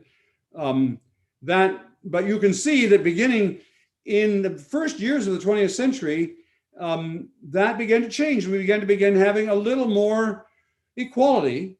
There's a dip in the 1920s, a pause in the 1920s. That's what's in America is called the roaring 20s. It's when the stock market went up, which helped rich people for a while. But then, beginning even before the stock market crash, that line turned up, and it went straight up. America is becoming more and more equal all through the 30s and 40s and 50s and into the 60s. We were becoming more and more equal. And these are big changes. Pause for just a second up there at the top. America in the 1960s, and you'll all be shocked at this, I think. The distribution of income in America in the 1960s was about as equal or more equal as Sweden or Denmark or Norway. That is, we looked internationally, we were at the top of the league. We were an incredibly equal country. Now, somebody in the chat line asked about measurements. I'm trying to avoid talking about detailed measurements here because otherwise we never get through this talk. But each of the data points in this curve, each one of those little data points is itself based on 6 or 7 separate measures, all of which go here. Strictly speaking, it's a factor score. So we use things like distribution of income, distribution of wealth, distribution of income before and after taxes, distribution of wealth before and after taxes, rates of upward social mobility, lots of different measures. Conveniently, they all tell the same story. So I'm not in any way oversimplifying here. This is what the data show. And it shows that beginning in about 1970, but especially beginning in 1980, we suddenly started moving from a Sweden-like society to keep going down, all the way down to now. And actually, if the data, I know what the data look like since we completed this graph, and the data are now in 2021 down below the bottom line here. America is now more unequal than we have ever been in our history. So you can see we're in bad shape, but you knew we were in bad shape. I don't know that you knew how bad shape we were compared to our own history, including our own recent history. Let's have the next slide quickly, please. This is a social capital slide, I think. Yep. Oh, no, this is polarization. Sorry. Great. Polarization, or rather, in order to have the graphs all sort of have the same orientation vertically, here, up is always good. Here, up is getting along politically. Down is polarization. And you can see America in the late 19th century was not only very unequal, but also very polarized politically. Americans don't know this. Many Americans don't know this, and surely the rest of the world doesn't know this, but America in the 1890s had a politics of tribes. We had parties, 2 parties. Many places in the country in the world didn't have parties. We'd had parties for a long time, but we had never had them as much at odds with one another, except in the Civil War, which had happened basically 30 years earlier. So we were extremely polarized politically. We were sort of, at the beginning of the 20th century, we were not quite at the level of the Civil War, but we were very polarized. But then again, you can see as we entered the 20th century, we became less and less polarized, more cooperation across party lines. And by the time of the middle 50s, basically America up there is a kind of, you would say, if you didn't like it, you'd say it was Tweedledum, Tweedledee politics, not much difference between the parties. Many people in Europe will recognize a similar kind of pattern in a similar kind of period. This is the period in Britain, which was called Boscolism, in which there was not much difference between the Labour Party and the Conservative Party. This is the pre-Thatcher period, in which there was a lot of, and this was, and Germans know what this period looked like. It was the period in which the Bad Godesberg, the post-Bad Godesberg Social Democrats had moved way far to the left behind the older hard-nosed socialists, and they were becoming integrated in the political system. There are similar kinds of periods, but America was especially marked, and America was very unpolarized then. But then coming out of the 60s and into the 70s, suddenly we started becoming more polarized. Down, down, down, down, down. We keep going down, more and more polarized. And again, if we'd kept this going down to the end of to now, it's even further. We're now super polarized. And that's what I meant when I said earlier on, we're now about as polarized, maybe even exactly as polarized as we were in the Civil War, for goodness sakes. Okay, end of, I could talk forever about that, because this is what Americans now are at. Every American I know is worried about this chart, or rather they're worried about where we are on this chart. Next, please. I have a suggestion to make. Should we have a break of 5 minutes? Because we are now going for 1 hour and 40 minutes, and perhaps everyone wants to drink a cup of water and goes to the toilet. How many slides are there left? I believe that there may be, I think I'd like to get to 2 more slides quickly, and then we can take a break. So this is the trend in social cohesion. I won't go through this in detail. The social capital, it shows the same inverted U pattern. I'd love to, I'd go back to social cohesion for a second. I'd love to tell you more about this, because of course, people talk about how inventive and trying to, I've got reasonably good data measures of social cohesion, social capital over 125 years. I'm very proud of that. And the next slide I'm also proud of, which is cultural cohesion. That is the degree to, if the next slide, this is, or cultural solidarity. There's a lot of, I think, interesting data behind this, including that engram that I mentioned about the I, we, I. And if we go to the next slide quickly, this shows when you, that's that engram that I described. This is the ratio of we to I in American books. It looks exactly like all the other curves. And that led us to begin calling this the I, we, I curve. If we have the next slide, you'll see how all those curves fit together. We call it that. Now we call this the I, we, I century. And if we go to the next chart quickly, you'll see that's a reasonable history of America over the last 125 years. Astonishingly, many, behind this curve, there are dozens and dozens of separate measures of economics, politics, culture, and society, all of which concur with this basic U-shaped graph. And I'll just say, forgive me, I know Jacob and Tristan, we want to take a break. I just need to say one more thing about what the point of the book is. Anybody who looks at this graph, the first thing they ask about is what happened up at the top? What would have caused, could you point up at the top? Yep, what happened up there? They want to know what caused this what America to go. And Bowling Alone is in that genre. Bowling Alone started up there and talked about how we were going to hell in a handbasket, where everything was getting bad. But actually, it turns out that's not the most interesting turning point. There's another interesting turning point in this graph, which is down at the far lower left corner. That was a turning point too. It was a turning point in the opposite direction. But the reason that that's more interesting for Americans today is we should want to know not what was America like when we finished this upswing, but how did they get started on it? Because that's where we are now. The most relevant kind of history we want to face now is that period. What the lessons, and remember, I'm about lessons that have practical implications for Americans today. The lessons that we're going to find are back in that earlier period, not because they were living in a period just like the one we're living in now. And so if we go to the next slide, and this I think is actually the last slide of all I wanted to show you, just very quickly. I'm not going to talk through this slide, but I just wanted to get to this slide because what we intended to do in this book is this. We intended to draw lessons about America's last upswing from that experience that would help us today.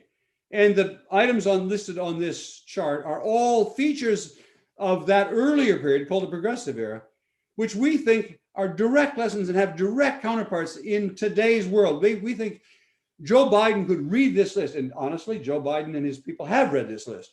And we think you could read off from that list what they should do now to get us pivoted toward the right direction. And the last thing I have to say is that last item there, which says we is not inclusive, is where I would have started, or where after we break, I can start briefly talking about race, because I know that race is really important, and I saved it for last, partly because it deserves obviously many books on its own. But when we come back, Jacob, Tristan, if you'll allow me just a couple of minutes to talk about race, otherwise people will have a very, I'm sure they will have through no fault of theirs, they will misunderstand what I've said about race so far.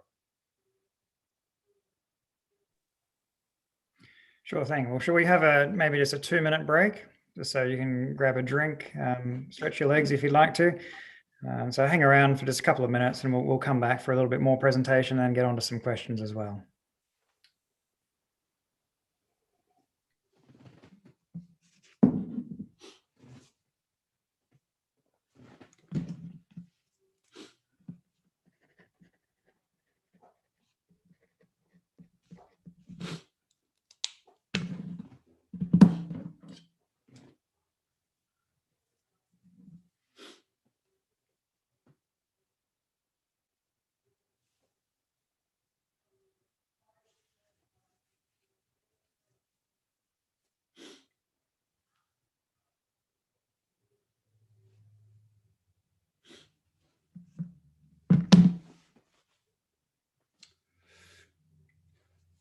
Jacob and Tristan and Marion, I have a hard break.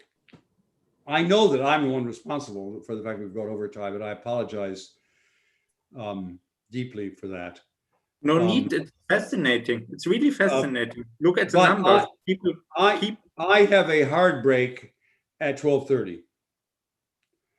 I have another Zoom appointment. Actually, bizarrely, it's a Zoom appointment to correct a problem in my computer setup here. So it's not just that I have got to join my wife to get away Friday evening, although that's also true. That's why she's been in the background nagging me to finish this up. Also, she's lived through all these stories, so she's bored out of her mind actually by this. Well, not quite bored because she's lived through it too. I'm telling you a little bit about her history, but I'm sorry. Is there any way quickly for me to see lots of the chat line? Let me see if I can. We have made a Google Doc with all questions. One moment. I was only just 1 second. What I'm going to try to do is quickly go back, and while we're waiting for everybody to come back, God, this goes on a long ways. Those are all these hellos. There are a lot of chat messages here. Bob, we've actually filtered out a lot of the questions into a Google document. So can I see it instantly? I've sent it to you. if Okay, you can check your email, you should have it. great.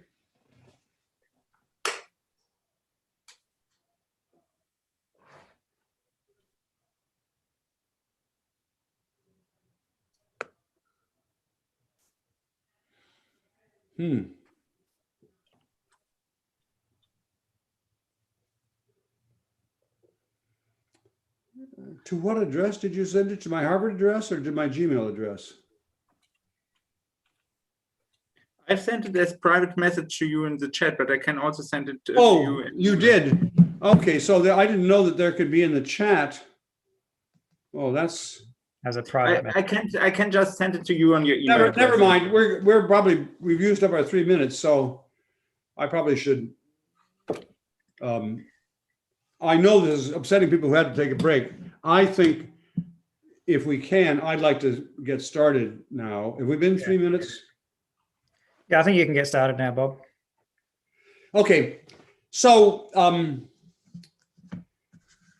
there have been lots of questions in the chat line. I've not been able to follow all of them, but I've seen a lot of them.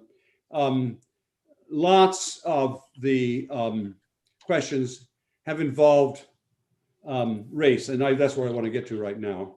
It's embodied in the very last point here in this chart about the last upswing, which is what does we mean after all? I've been talking about this we that we were at the middle of the 20th century, but what's we mean?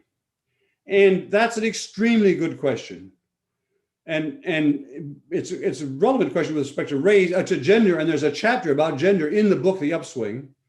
By the way, somebody asked why it's called The Upswing. It's called The Upswing because we want to focus on this part of the U-shaped chart, which America was getting better, most of the time, getting more equal, more cooperative, less polarized, more concerned about other people, less focused on self-interest and so on. But the question is, what kind of we was it that we were sweeping up to? Because you could say, well, maybe it was just a white male we. And maybe, therefore, it's not at all a we would want to return to. And to some extent, I agree with that, actually. I'm not going to talk at all here about gender. There's a whole chapter about gender, and I'm happy to talk about that at some point, but not right at this moment, because gender is different, and the gender differences in America, though they are important and they affect my daughter and my granddaughters, and I'm aware of that, it's not nearly as problematic in American life today as race. Race is a huge problem facing America, and gender isn't of that same degree. So I'm going to talk mostly about race. And the question is, was the we at the peak of this period, was that we really just a white we? And if we have the next slide, I can show you a couple of quick slides that illustrate. Sorry, the next slide just is, forget the next slide. Go to the next slide after this, please. That says racial equity and inclusion is, and I mean this, the central issue in American history, period. It dwarfs every other question in American history and American life today. And the question is, how does racial equity and inclusion, how does that map onto the I-we-I curve? So we have the next slide.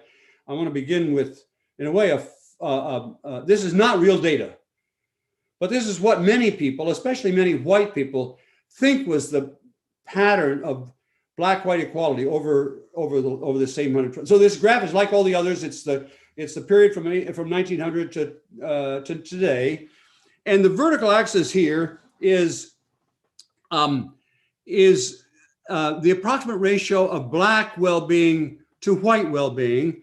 It's standardized in such a way that 1.0, which is the top of the graph, at 1.0, blacks and whites would have equal education, equal health outcomes, equal educational outcomes, etc.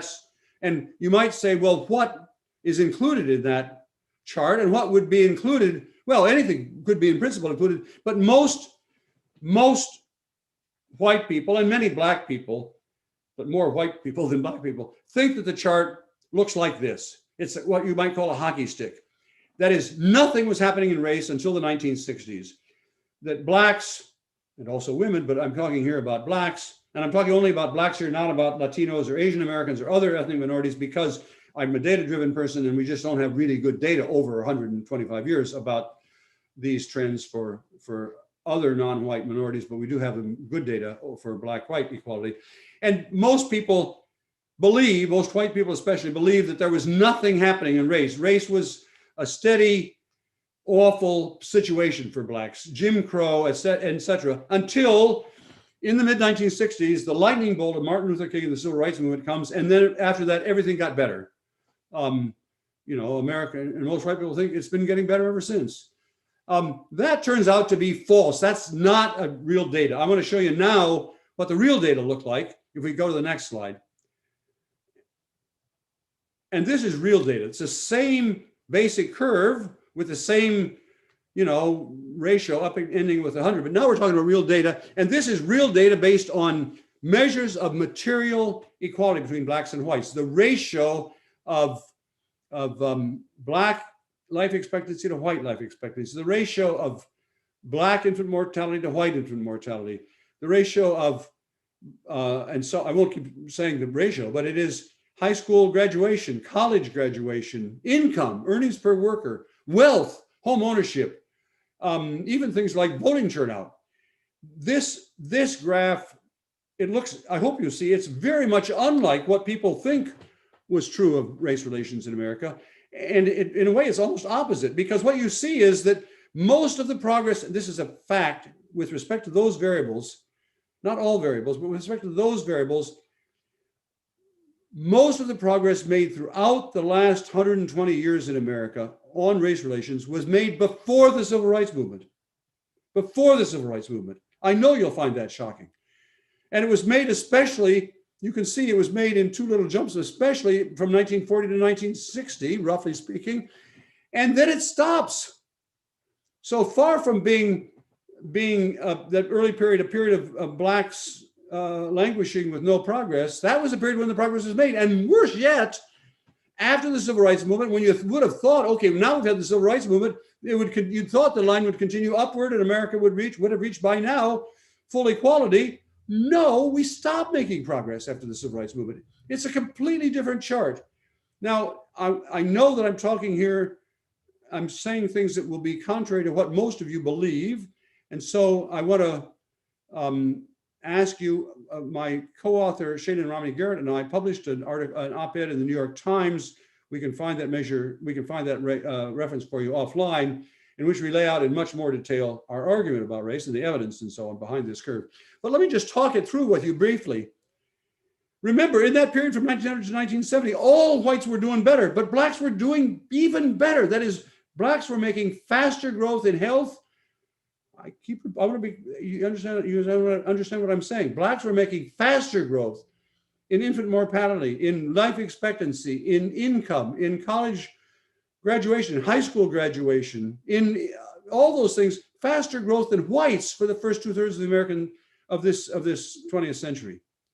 And now you might ask, well, how did that happen, Putnam? How in the world did that happen? The answer is the short answer is blacks themselves did it, because this was the period in which the period of what's called the Great Migration. And I'm sorry, I've got to go directly here into a lot of things that American blacks will know about, some American whites will know about, probably not outside America. But during those years, the first 2/3 of the 20th century, millions of Americans voted with their feet by leaving near slavery conditions in the South to moving to the North, to Chicago and to Boston and to Philadelphia and so on.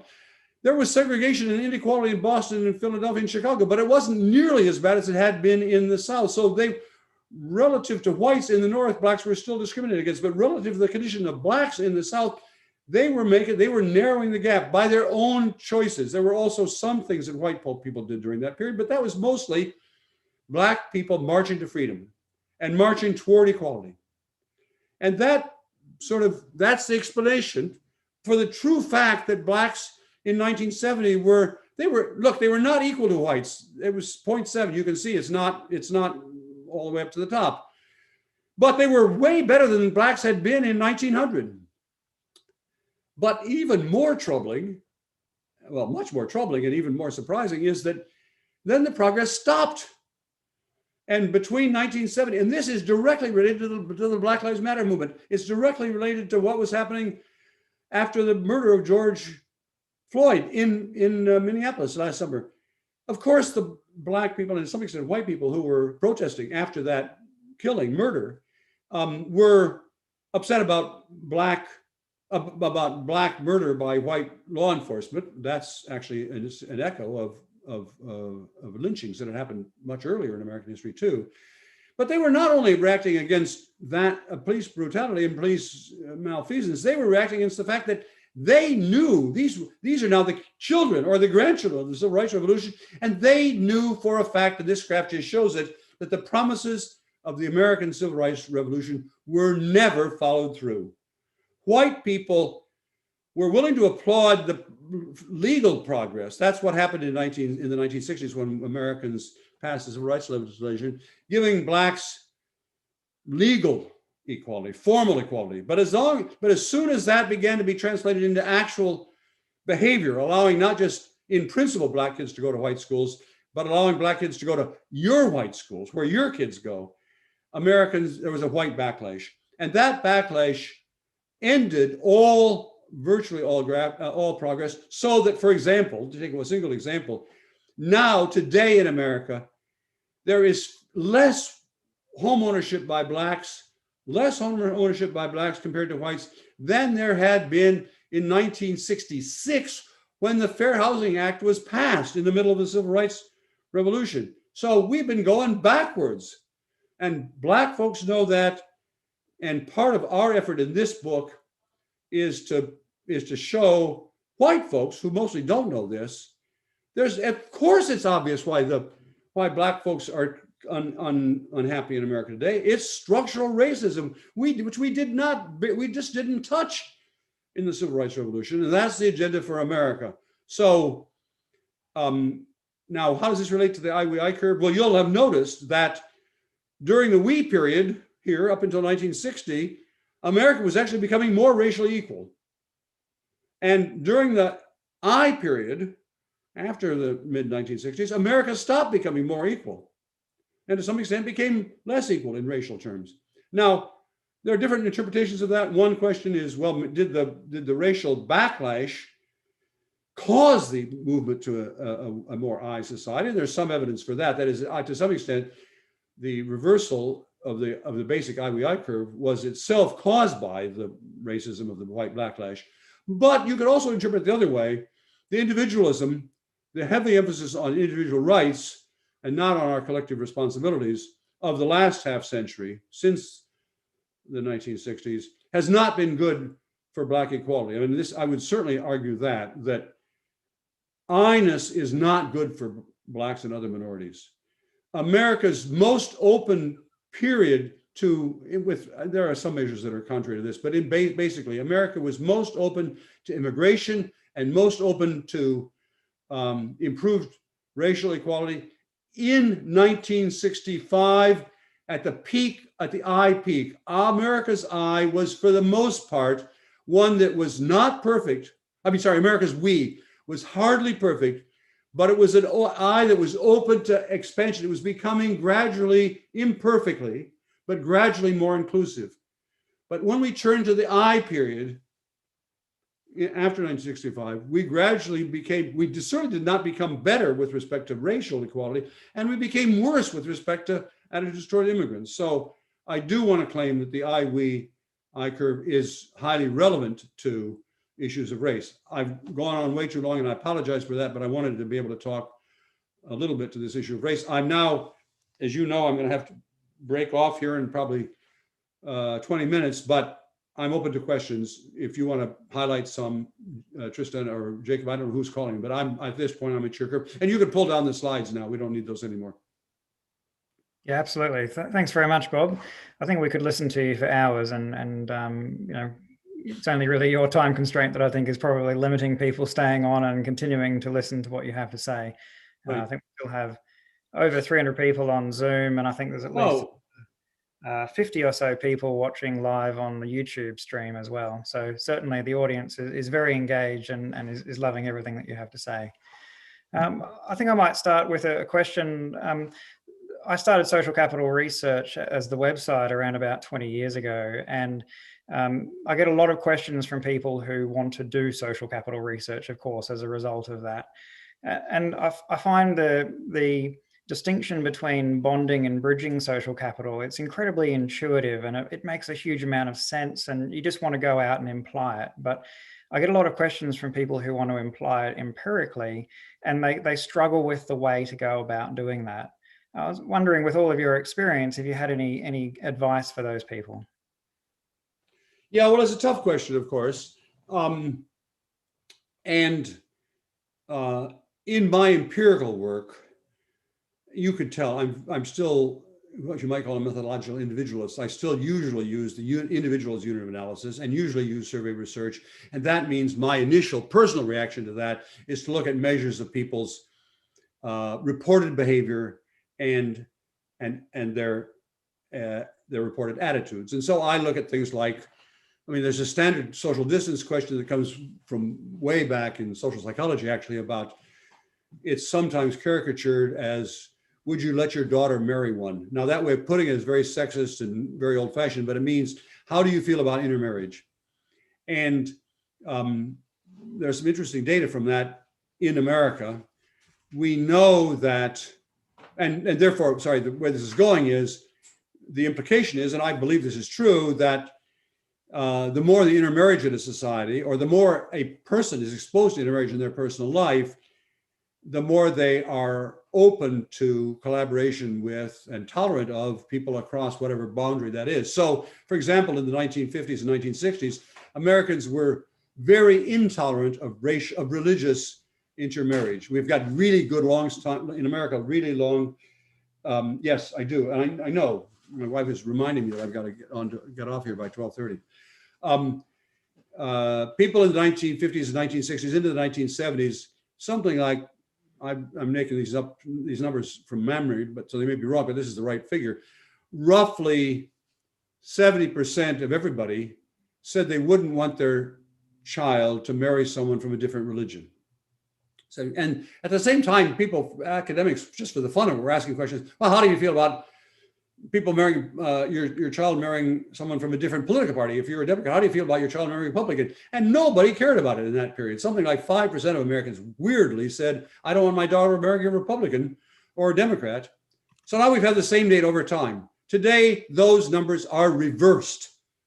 About 70% of Americans care whether their child marries a person of the other political party. Americans today hate the idea that their child might marry a Democrat if they're Republican or vice versa. But almost nobody cares about whether their child marries someone of a different religion. And now, nobody. It's astonishing how that's in my lifetime. In my adult lifetime, that's changed. I mean, it's a long life, but still, it's rapid social change. And sounds like I'm not answering your question, Tristan, but what I mean to be saying is that's a good measure, I think, and there's a lot of evidence that would suggest this is true. That's a good measure of the degree to which we have today in America a lot more religious bridging social capital than we used to, and a lot less political bridging social capital than we used to. Now, I don't mean that that's the only way you could measure. You could look at the aggregate level. You could look at overlaps in group membership. You could look at neighborhood connections. A lot of other ways that you could look at bridging, but it's not in principle an intractable idea. It's not only is it attractive, intuitive, but it also is possible to measure. And even this is an even bigger. Remember, in everything I do, I have to use measures somebody else 50 years ago thought of. That's the real constraint of my work that none of you are faced with. Unless you're looking at change in your countries, you can make up your own good, better, much better. I could make up better measures of these things now, except I'm stuck since I want to study change over time. I've got to rely on some long dead social scientists in the 1930s or the 19-teens who was gathering data. So I think it definitely is a crackable methodological problem, Tristan. Yeah, and I think everybody is facing similar sorts of issues, whether they're looking historically or they're looking in the present. Data availability is always going to be a challenge. You don't have unlimited resources to be able to collect everything that you want. Right. So, yeah, certainly I think your guidance on that, I think, is helpful for those people who have those kinds of issues and ask those questions. So I'm very mindful that we've got limited time, and there's literally hundreds of questions submitted before and hundreds of questions sent. So we're certainly not going to get to all of them. But what I'd like to do is go to some of the questions that have come up in the chat and allow people to ask their question of you. So we'll start with Emily Pitts. If you'd like to unmute yourself, you can ask your question. Hi, Bob. Thank you for a fascinating discussion. I'm interested in what ways your understanding of social capital has changed since you began researching the concept. Well, I've talked about the only important conceptual change, which was that I, early on in the first 6 months after I heard the concept, realized I'd made a mistake I'm not trying to excuse this, but borrowing from Jim Coleman, who had a definition that meant that the concept was that propositions about the empirical consequences of social capital were tautological, because the consequences, the good consequences, he thought, and I know he thought this because I talked to him later about it, he thought that only networks that had good consequences counted as social capital. And that obviously is a game stopper. I don't know how somebody as smart as he made that mistake, but I'm reasonably smart, and I made the same mistake, and I recognized it, and that was a big mistake, because if you followed that idea, then social capital is not an empirical concept useful at all. Period. So big mistake made early on. Since then, I suppose I've become a little more relaxed about how to measure it. Conceptually, I've not changed at all. I go back to the core as I defined it here, and I won't repeat that, but social networks and the associated norms of reciprocity, and trust is a close concomitant of social. Trust is not part of the definition. Trustworthiness is part of the definition of social capital in my view, but that's all, and I've become a little more relaxed about how to measure it. That's a completely different question. I've now, as I've said earlier, I've become much more relaxed about using qualitative evidence to make points. Great. I think the next question is from Joseph Malior. Joseph can unmute yourself and ask your question if you're still in the room.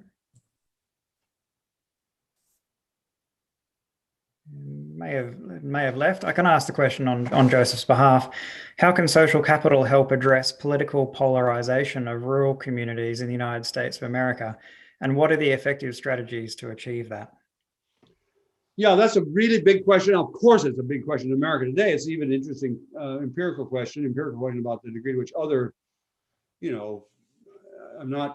I'm interested in comparisons to developing countries and late developing countries and so on, but I'm most concerned about developed societies like Western Europe or East Asia. And I think the question there would also, this urban rural thing would be relevant in all of those societies. And the main cleavage in American society in the 1900s, the 1800s, the late 1800s was also urban rural. And so that is an important cleavage. And because I grew up in the Midwest, I was not a farmer and my dad was not a farmer, but I grew up in the Midwest. I'm very, very conscious of the absence of ties between personal ties, bridging social capital between people in the Midwest and people on the East Coast. I have made that, I've passed, so to speak, from being a Midwesterner and having a lot of most of my high school, in fact, all my high school friends are basically on that side of the gap of this urban, rural, and East Coast, Middle America, coastal Middle America gap. And I have to say, I mean, these are people, they were my earliest personal friends, and I'm still close to many of them, but most of them voted for Trump, which is nuts. It's nuts because, I mean, objectively, it's nuts. He's not going to help them. But they voted for Trump because they feel disrespected by people like me. And some of them feel disrespected by me, even though I assure you, I don't just. So in my own personal life, I've experienced that problem. Now, some social bridging ties, I'm going to quickly move to the level of how do you fix bridging? I mean, how can you create a problem in absence of bridging ties? Usually the classic way to do that is to find two people who are on opposite sides of one divide, so they need bridging social capital, but are on the same side of another divide. So classically, football teams. So you could have blacks and whites both at Yankee Stadium.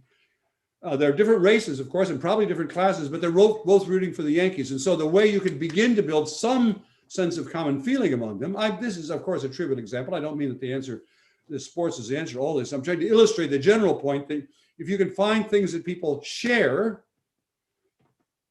that sometimes enables them to, even though they share on something as trivial as being a sports fan, enables them to begin to have a conversation. I personally, for example, once met at a conference a very distinguished Black urban leader who was very critical of my work. I don't resent the fact he was critical of my work. He was very critical of my work. But then it turned out, bizarrely, we discovered over dinner that we had both grown up in Cleveland, Ohio in the 1950s, and we both knew every player on the 1956 Cleveland Indian baseball team. And we spent the whole rest of the evening talking about that problem. And actually, it is true. I'm sure he would say the same thing. By the end of it, we began to feel a little more comfortable talking about more serious issues than baseball. And so that, I don't want to be romantic. I don't want to say it's easy to build bridging social capital, and certainly not easy to solve big problems by just worrying about baseball. I don't mean that at all. I am trying to illustrate how often the way to create bridges is to rely on existing bonds along some other dimension. Excellent. The next question is from Christian Para from Paraguay. If you'd like to unmute yourself, you could ask your question.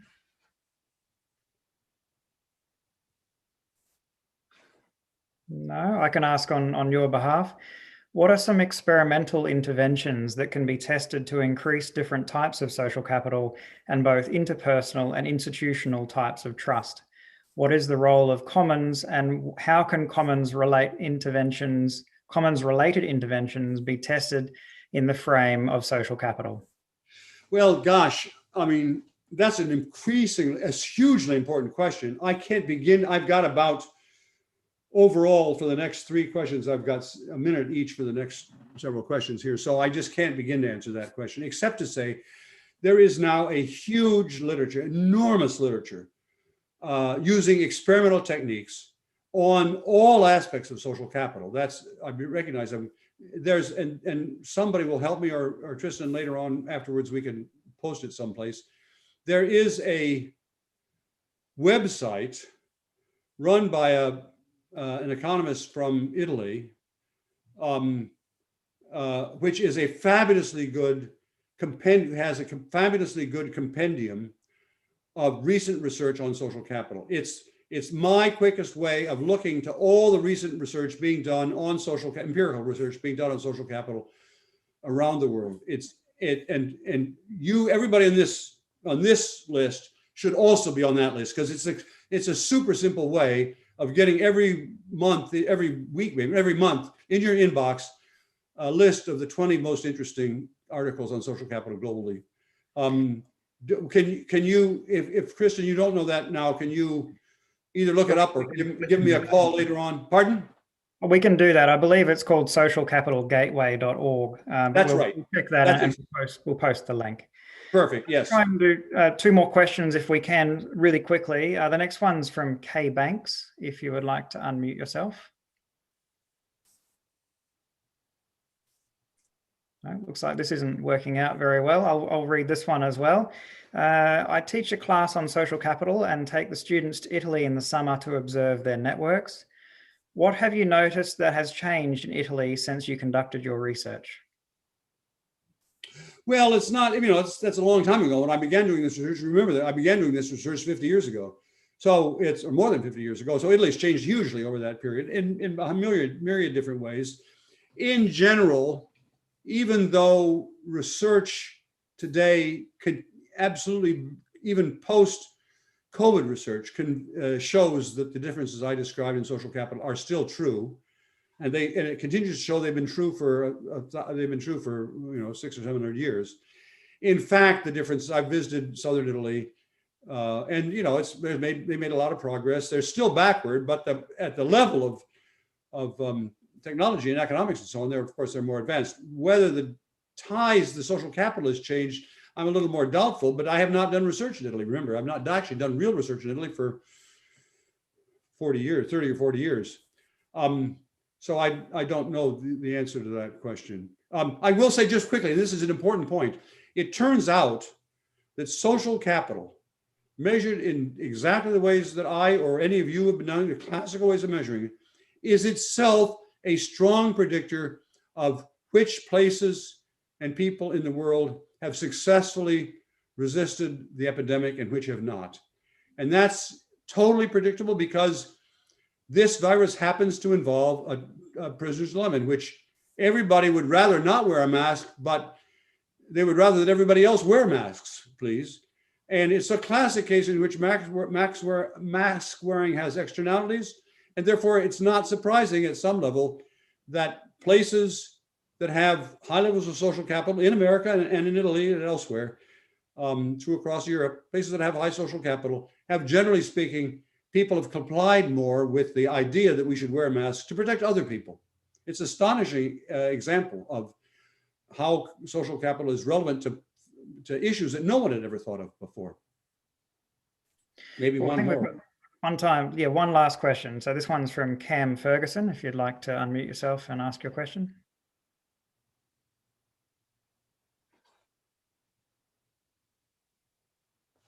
Hi, I'm sorry. Thank you guys for doing this, and thank you, Dr. Putnam. I had a question. Hi. I had a question about some of the historic graphs that you were showing. So some of them looked at social cohesion along America's timeline. And I wondered about sort of the measures or indicators that you use to measure social cohesion, because I'm just wondering about if these measures took into account different participation rates of, for instance, women and people of color in civic involvement in general, and how you would kind of address that in looking across the timeline. Cam or Ms. Ferguson, that is an extremely good question, and I wish I had more than 60 seconds to answer it. Okay. First of all, I urge you to look at the book, The Upswing, which talks about race and gender in particular a lot, and talks about class a lot. I guess I would say that the measures of social capital or social cohesion that we've used are themselves not obviously racist. That is, it's family structure, for example. So we look at trends in the marriage rate, or we look trends in the fertility rate, having kids, or we look at measures of social trust, or we look at measures of joining groups and so on. There are level differences between blacks and whites, say, with respect to some of those variables. Blacks in general are less trusting of other people, including other blacks, than whites are trusting. But that's perfectly explicable in terms of structural racism, right? Blacks are less trusting, not because they're paranoid, but because actually blacks have been treated in a less trustworthy way. Historically, that's certainly true. So the level difference And that persists. And we know that, and we talk about that in the book.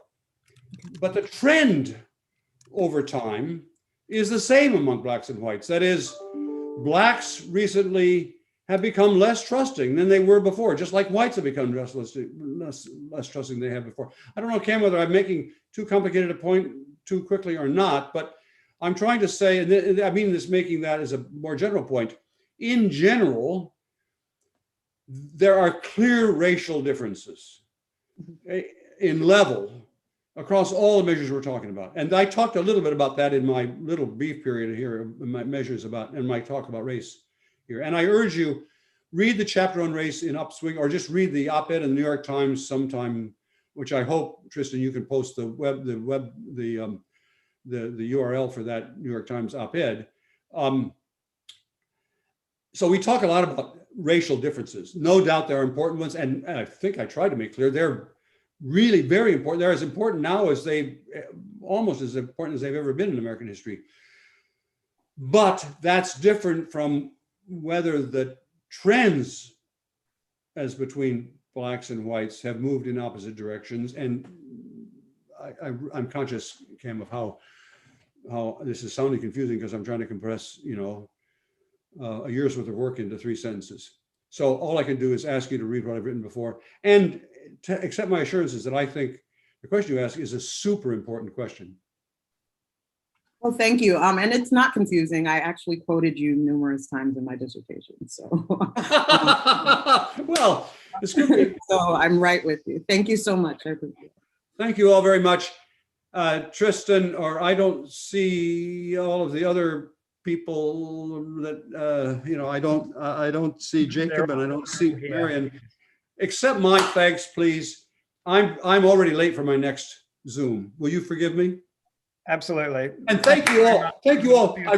I'm sorry. I really apologize to you for giving such a lopsided presentation. I'm really sorry. But I hope you can send me, Tristan, a copy of the chat line so I can get a better sense of what was raised. Absolutely. And we really appreciate your time. Thanks, Bob. Bye. Bye. It was great. Bye. Bye.